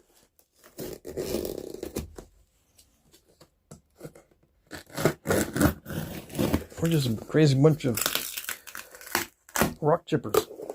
Okay. Oregon Allen. I hope you didn't put any confidential information inside this box, because it's fixing to get exposed.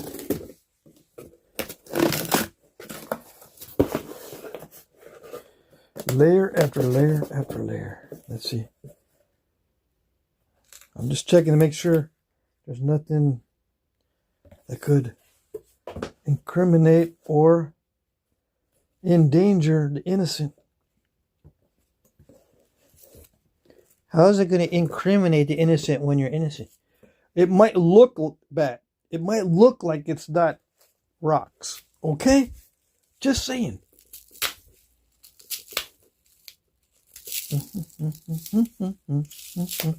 I think this is going to be some obsidian. Yeah. Just a guess. Just an educated guess. I'm partially educated. Oh, that's nice. You got some banded stuff. This is wrapped extremely well. It's wrapped so well, there's no dings. Look, it's not dinged at all.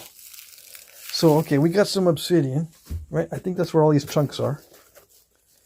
Yep, I'll get to these later. I want to see what's in the boxes. I want to see what's behind door number 3. Yeah. Wait a minute. Hammerstone, Crooked River Canyon. You sure it's not a truffle? Oh, I bought a not too long ago. I bought a peanut butter candy that was this big, covered in chocolate. But yeah, that's a good hammerstone. Yep.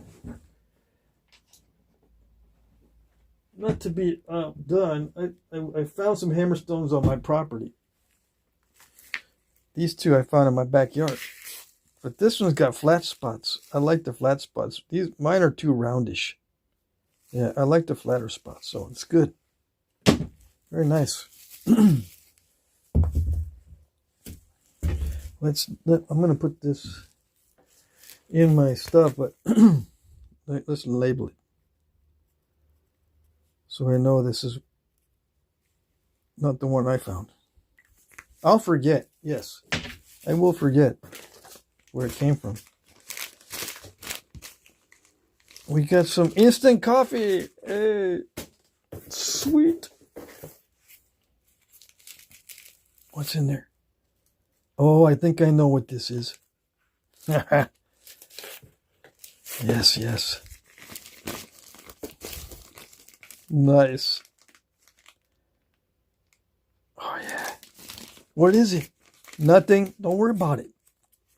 You worry too much. It's just something cool. Yeah.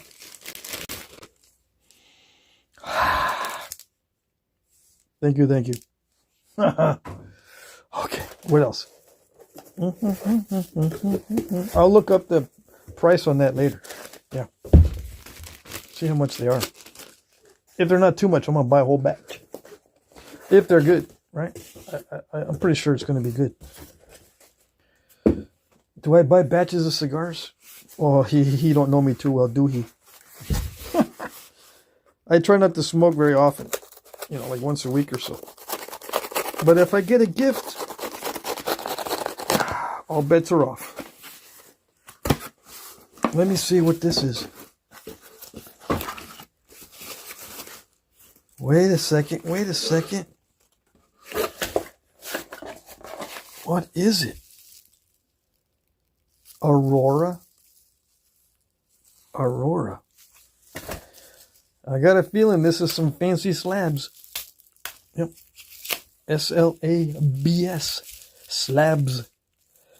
And if they're fancy, they're not BS. No. Let me see. The stone knife is not working that good.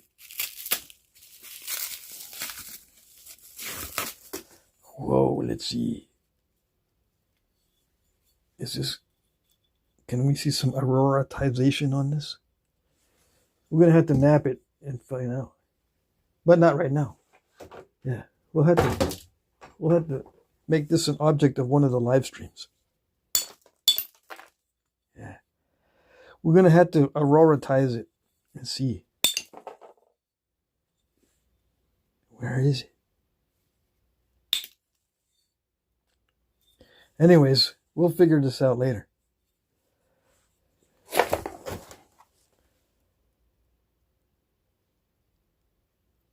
Yeah. We shall figure this out later. Let's see what this looks like. Hey, look at that. It's stuck right in there. That'll get you. See that? Look at that. That'll get you. And I bet you that was longer too. The little piece stuck in there. Those get under your skin a lot. Those little bitty pieces. How do I know? I don't know. So if you want to get into Flintknapping, just remember, boys and girls, you new guys and girls, obsidian is not your friend, although it can become your buddy. Yeah. What's the difference? You'll find out. Yeah.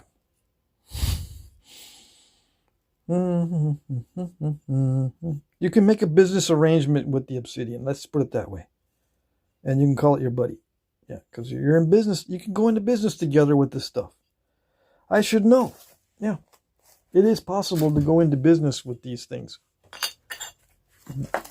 They're not that great as far as personality-wise. But they're good co-workers. Yeah. Wait a second. What is this? It's a bird feather. Is that a macaw feather? Because I get mixed up. Look at that.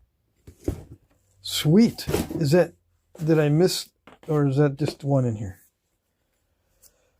I think you've sent me some of these before, Alan. I still got them. I got like 3 or 4 of them at least. And he sent me cigars before too. Awesome. So this goes in the same spot. All right, so hold on while I pause for station identification and cigar identification.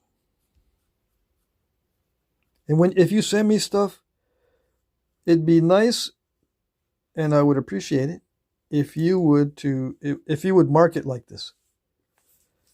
I can do it, yeah, but sometimes I forget because I'm getting old. Yeah. I'll forget to label stuff and I don't know who sent me what. So thank you very much, Alan. This is awesome. And no, I'm not going to unwrap every single obsidian piece. No, we're going to leave it for later. Yeah, because there's no labels on these. So I have a feeling that they're just going to be sweet, buttery obsidians. Oh, yes. That's what I have a feeling they are. And I don't know, did you tell me in the email?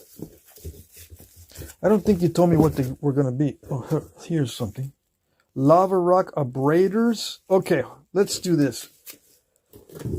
I need to make sure I don't put these somewhere where I lose them. Let's label these.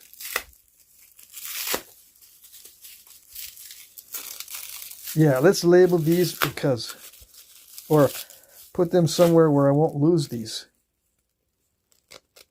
Hey, that's pretty good. I think I have been using one of these. Alan, where is it?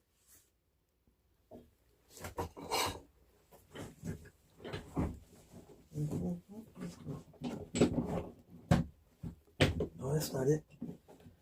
Where did it go? Oh, I don't like it when I don't have all my okay, here's it. Here's the other thing. If I don't have them all in one spot, I get mixed up. I think I have some of this lava rock that I've been using that's pretty awesome.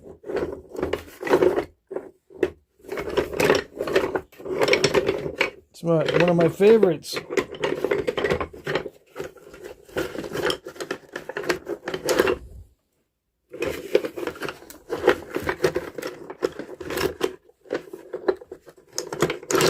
Yeah, this one. This is one of my favorites. It's the same stuff. Yeah, I've been using this every single time I use my natural tools. So that's what this is. It's that lava rock stuff. Yeah, it's awesome. This is awesome abraders for natural tools. Knapping. Yes. Okay. So mystery solved, I hope. Yes or no? Brady, I sent it. Okay. You sent it. Oh, I know who sent this now. Awesome. Thank you.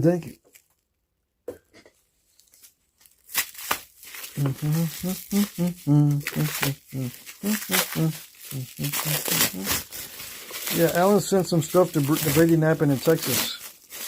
And Sal and I were digging through those boxes, and Jorge Valadez got some stuff. Jesse got some stuff. Everybody got some stuff from boxes that Alan sent.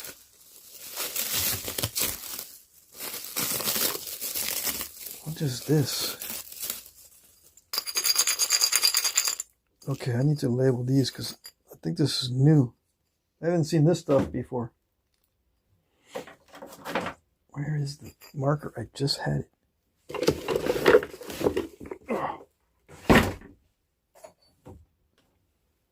I need a thick marker.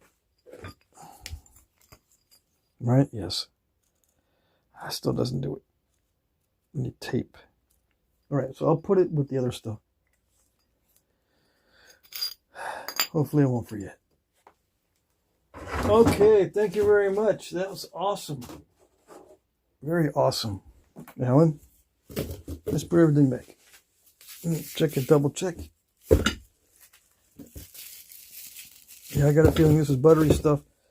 And you'll probably say something in the comments. What is this? Colored hammerstones.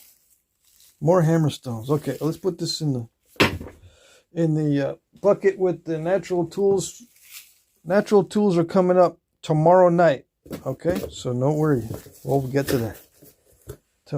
Saturdays and Sundays are natural tool nights. Oh, yes. You thought you were going to miss out, huh? No. Tomorrow night and Sunday night, natural tools. Be there or be square, as they say.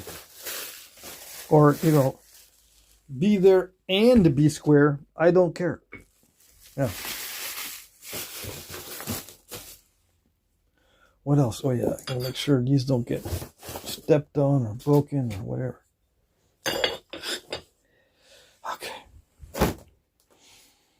I'm excited. Yes, yes. What do we got in the chat? Let's look up. Let's look to see if I missed something, because Alan would say, what's getting unboxed today? We found out already. Yes, we did. Somebody from South Africa is in the chat. Let me see.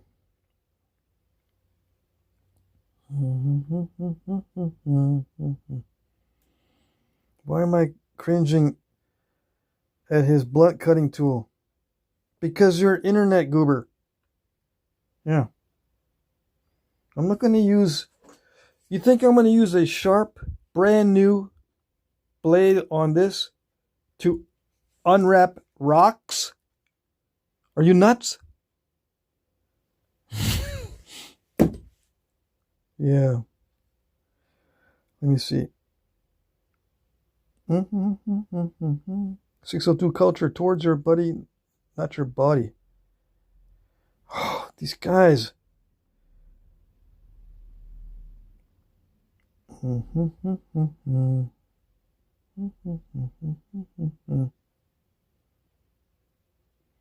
Jim Cooper says, did you ever finish that tobacco I sent you, and did you like it? Should I send you some? It's very cheap, around $4 an ounce. Dang, no, that pipe tobacco, Jim, that you sent me, I still have like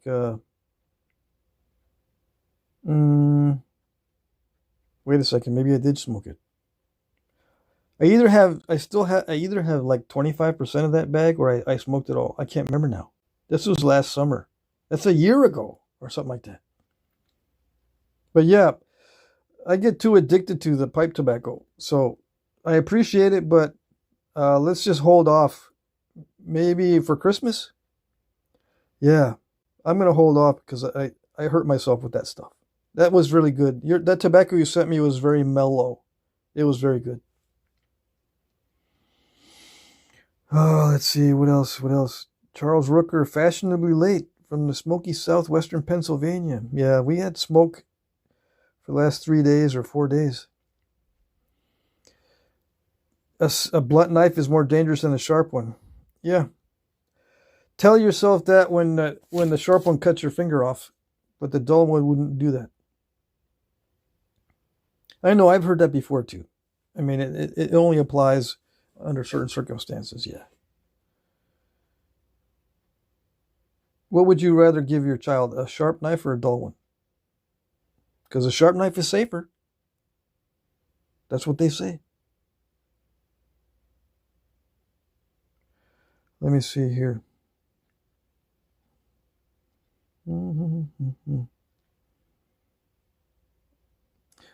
Yeah. I don't need to explain basic privacy. I wasn't explaining. I was making jokes, like, or trying to be funny. Yeah.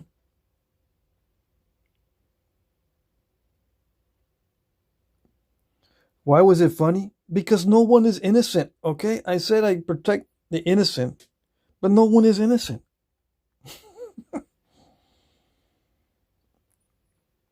Yeah. And besides, I can reveal my address. Come get me. Bring it. I give out my addresses all the time, okay? To people who send me stuff or people in the auction. But, to the general public, it's just common courtesy to protect privacy, but you can still make fun. So I wasn't actually explaining anything. Let's see. All right. I think I answered that question.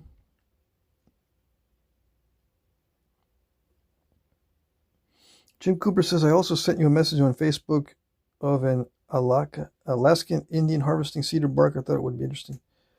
And, yeah. I don't know if I saw that.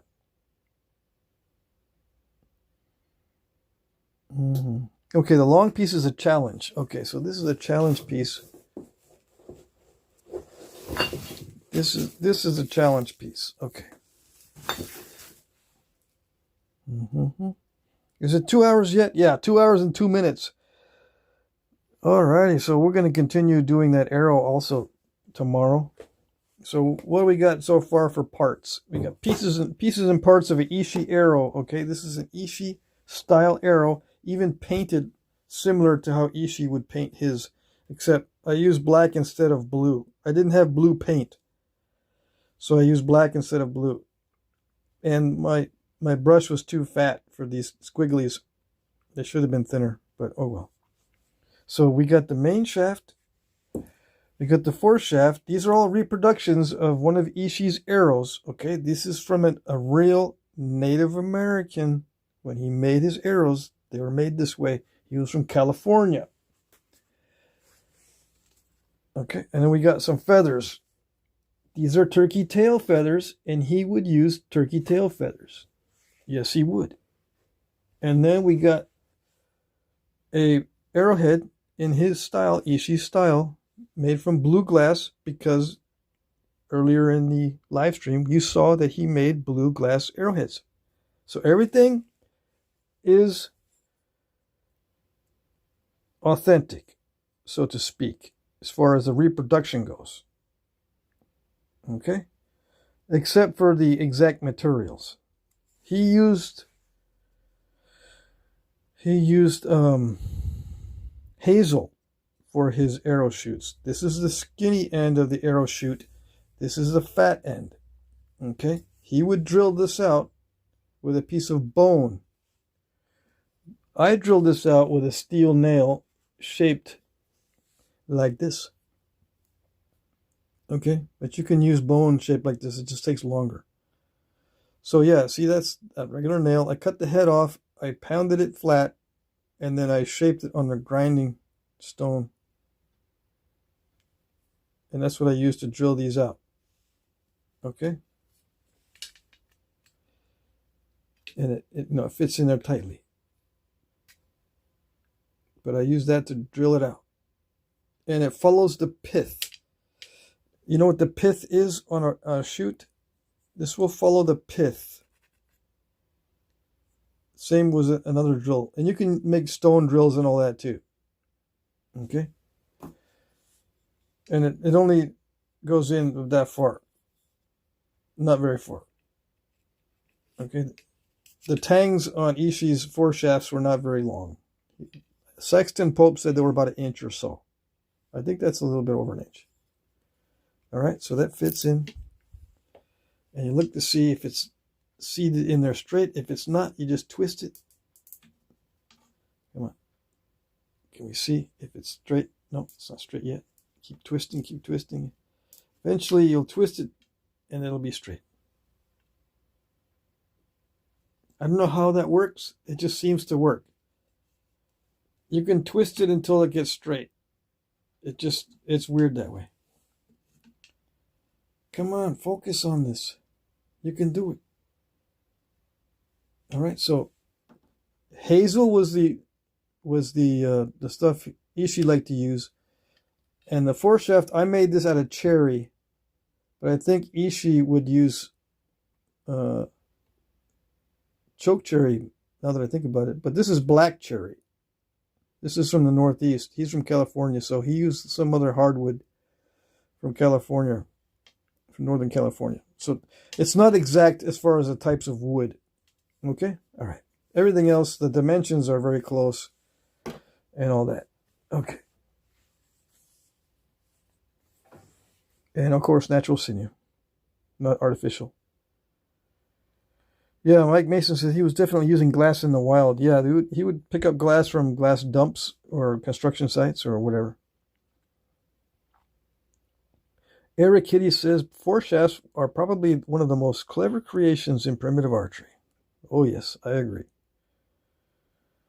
Let's see. I know his old campsite was discovered. Knap pieces were found around the site. There may be more reading. Yes. Would Ishi's use of the blue come only after his surrender to modern society? And if not, what would have used blue? Very rare color to find pigment or dye. I think blue was milk of magnesia bottles. Milk of magnesia was sold in blue bottles, I think. And of course, you can find blue insulators on the telegraph poles that ran alongside the railroad tracks.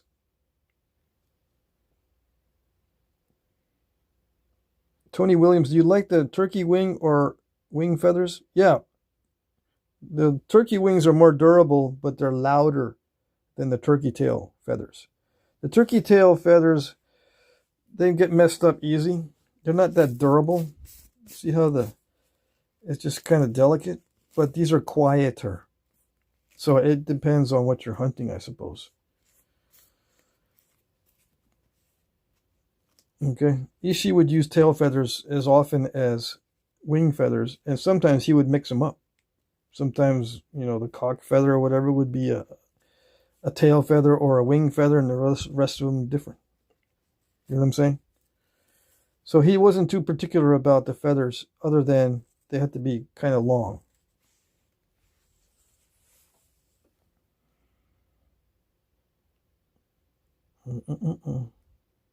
What else?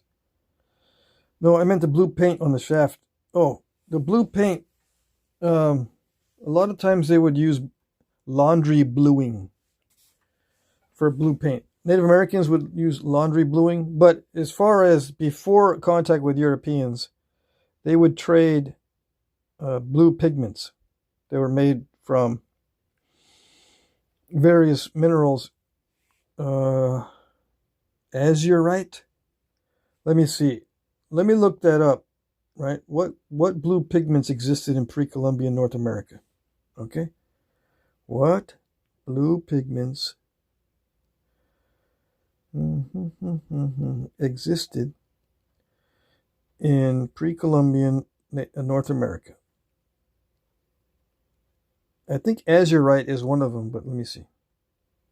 And yeah, they would trade those pigments. So I'm asking Grok, okay, what blue pigments existed in pre-Columbian North America? Question mark.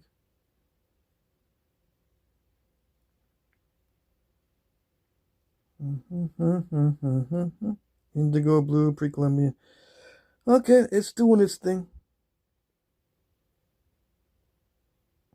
Pre-Columbian North America, what is now U.S. and Canada, had relatively few true vibrant blue pigments or dyes compared to other colors like reds, blah, blah, blah, which were more abundant from minerals and plants. Blue was rare and often regionally specific, achieved through minerals, certain plants, especially for dyes, or optical effects. Evidence comes from archaeological analysis of artifacts, yada, yada, yada, yada. So, Vivianite, iron phosphate, but this was a primary blue pigment for many northwest coast groups. So, Vivianite. Okay, Tlingit, Haida, Coast Salish. It occurs naturally in bogs, swamps, and anaerobic, iron-rich environments and turns blue upon exposure to light and oxidation. Okay, what else? Celadonite, primarily green, but could contribute bluish-green tones. Other minerals like azurite, there you go, that's what I was thinking. A copper carbonate blue were known and used in some areas, possibly plains or southwest contexts, yada, yada, yada. So, yeah. Okay, so I did not know about this stuff called Vivianite. Yeah. That's interesting. All right, let's see. What we got? Where am I? There I am. Huh, I studied those tribes quite a bit and still did not know that. Yeah, me too. I didn't know. Let me see. I do not think of the noise. I did not think of the noise, Tony Williams. What is the noise? Come on.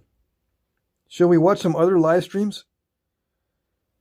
But I was correct about the true blue being rare. Yeah, true blue was rare. That's why when the Europeans came over from the New World, or from the Old World into the New World, they brought with them blue beads. Yeah. And white beads. Beads that had colors that the Native Americans didn't get very often. White was fairly common, but, pure white that did not fade. That was very popular. And blue beads especially. The Feather Frontiersman. Personally, I find straightening arrow shafts the most difficult part of archery. How do you straighten arrows and keep them straight? How do I do it? Okay, I will tell you. For a long time, I had trouble like that too. And it's similar to the trouble I had with step fractures. I took an entire year or thereabouts figuring out how to straighten arrow shafts with many different methods, and I boiled it down to this one method. Okay? This is what I use from now on. I will tell you. Why? I don't know. Why am I telling you this? It's supposed to be a secret. All right, so you gather shoots. I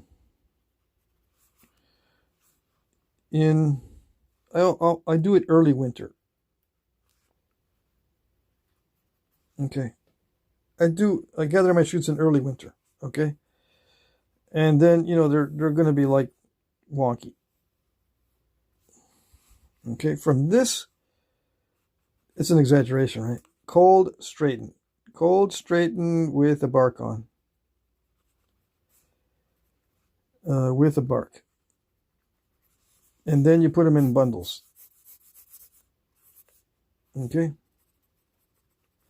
You bundle them. Bundle. Okay. Now, you gather this from gathering to the cold straightening, 2 weeks. You wait 2 weeks. Wait. Gather them, wait 2 weeks, and then cold straighten. You don't want to try to cold straighten when they're still frozen or when they've got lots of water in the bark. You need it to be slightly dried. Just wait 2 weeks. Okay, and then you bundle. And then you wait, I guess another 2 weeks. And then you peel. They're gonna still be wonky, right? But you peel. Don't worry, this all contributes to straightening.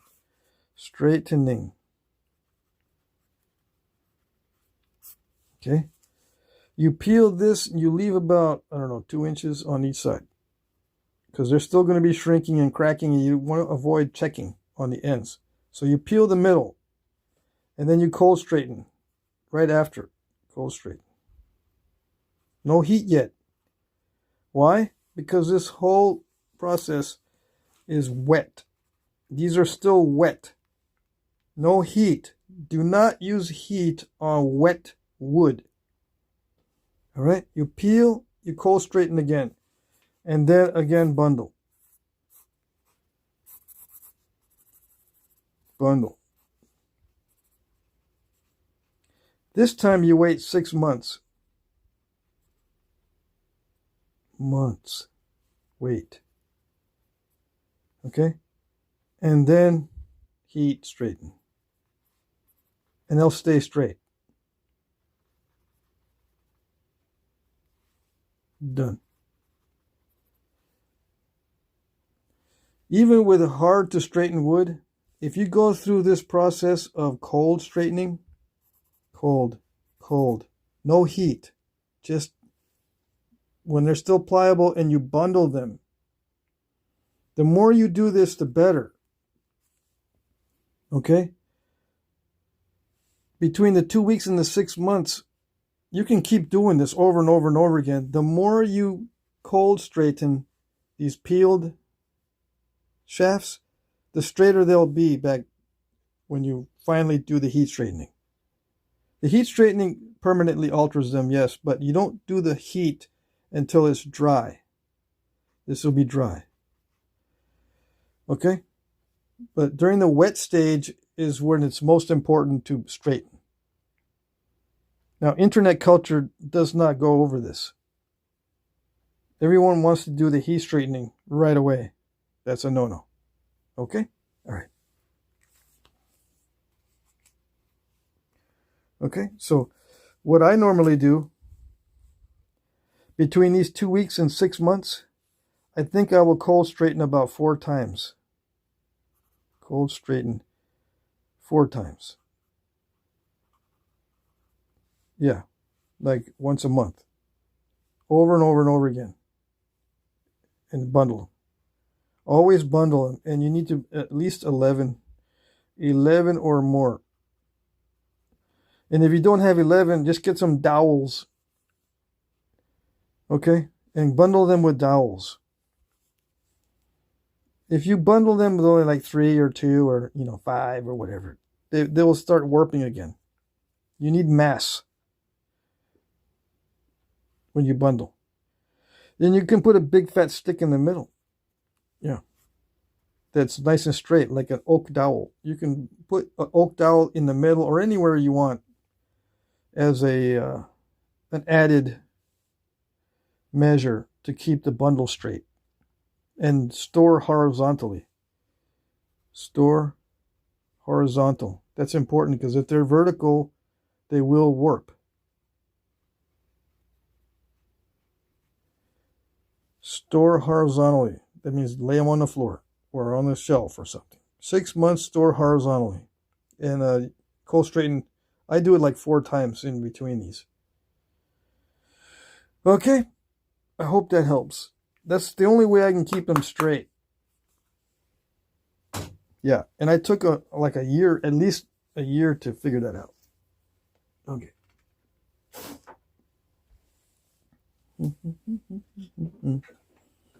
Internet culture doesn't know about cold straightening, so don't be mentioning that to other people because they're going to look at you like you're speaking Chinese.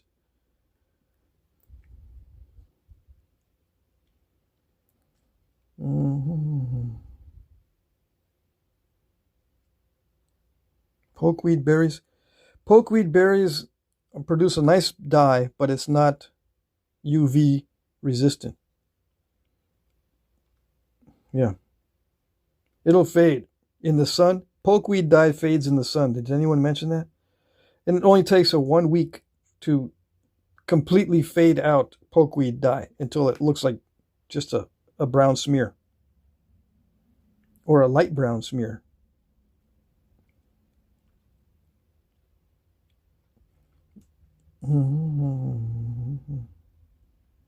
What?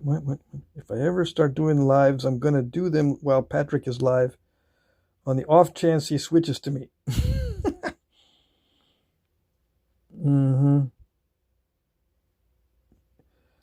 Let's see.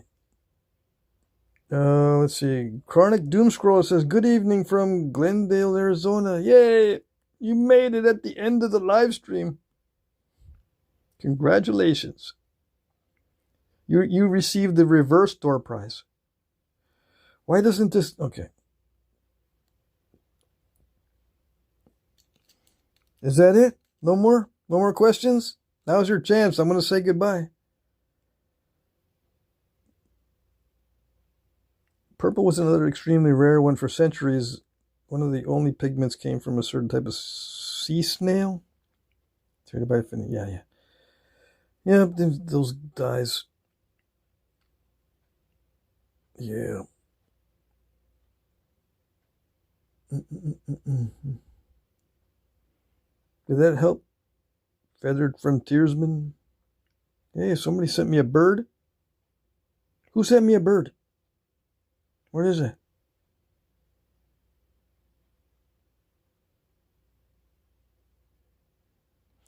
Chronic Doomscroller says, you were right about the books. I was confused, but I learned it to my advantage.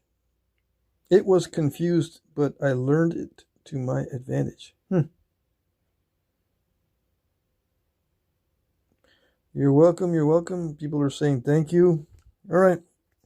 Take care. I'm going to be back tomorrow night with more pain and suffering with the natural tools. Oh, yes.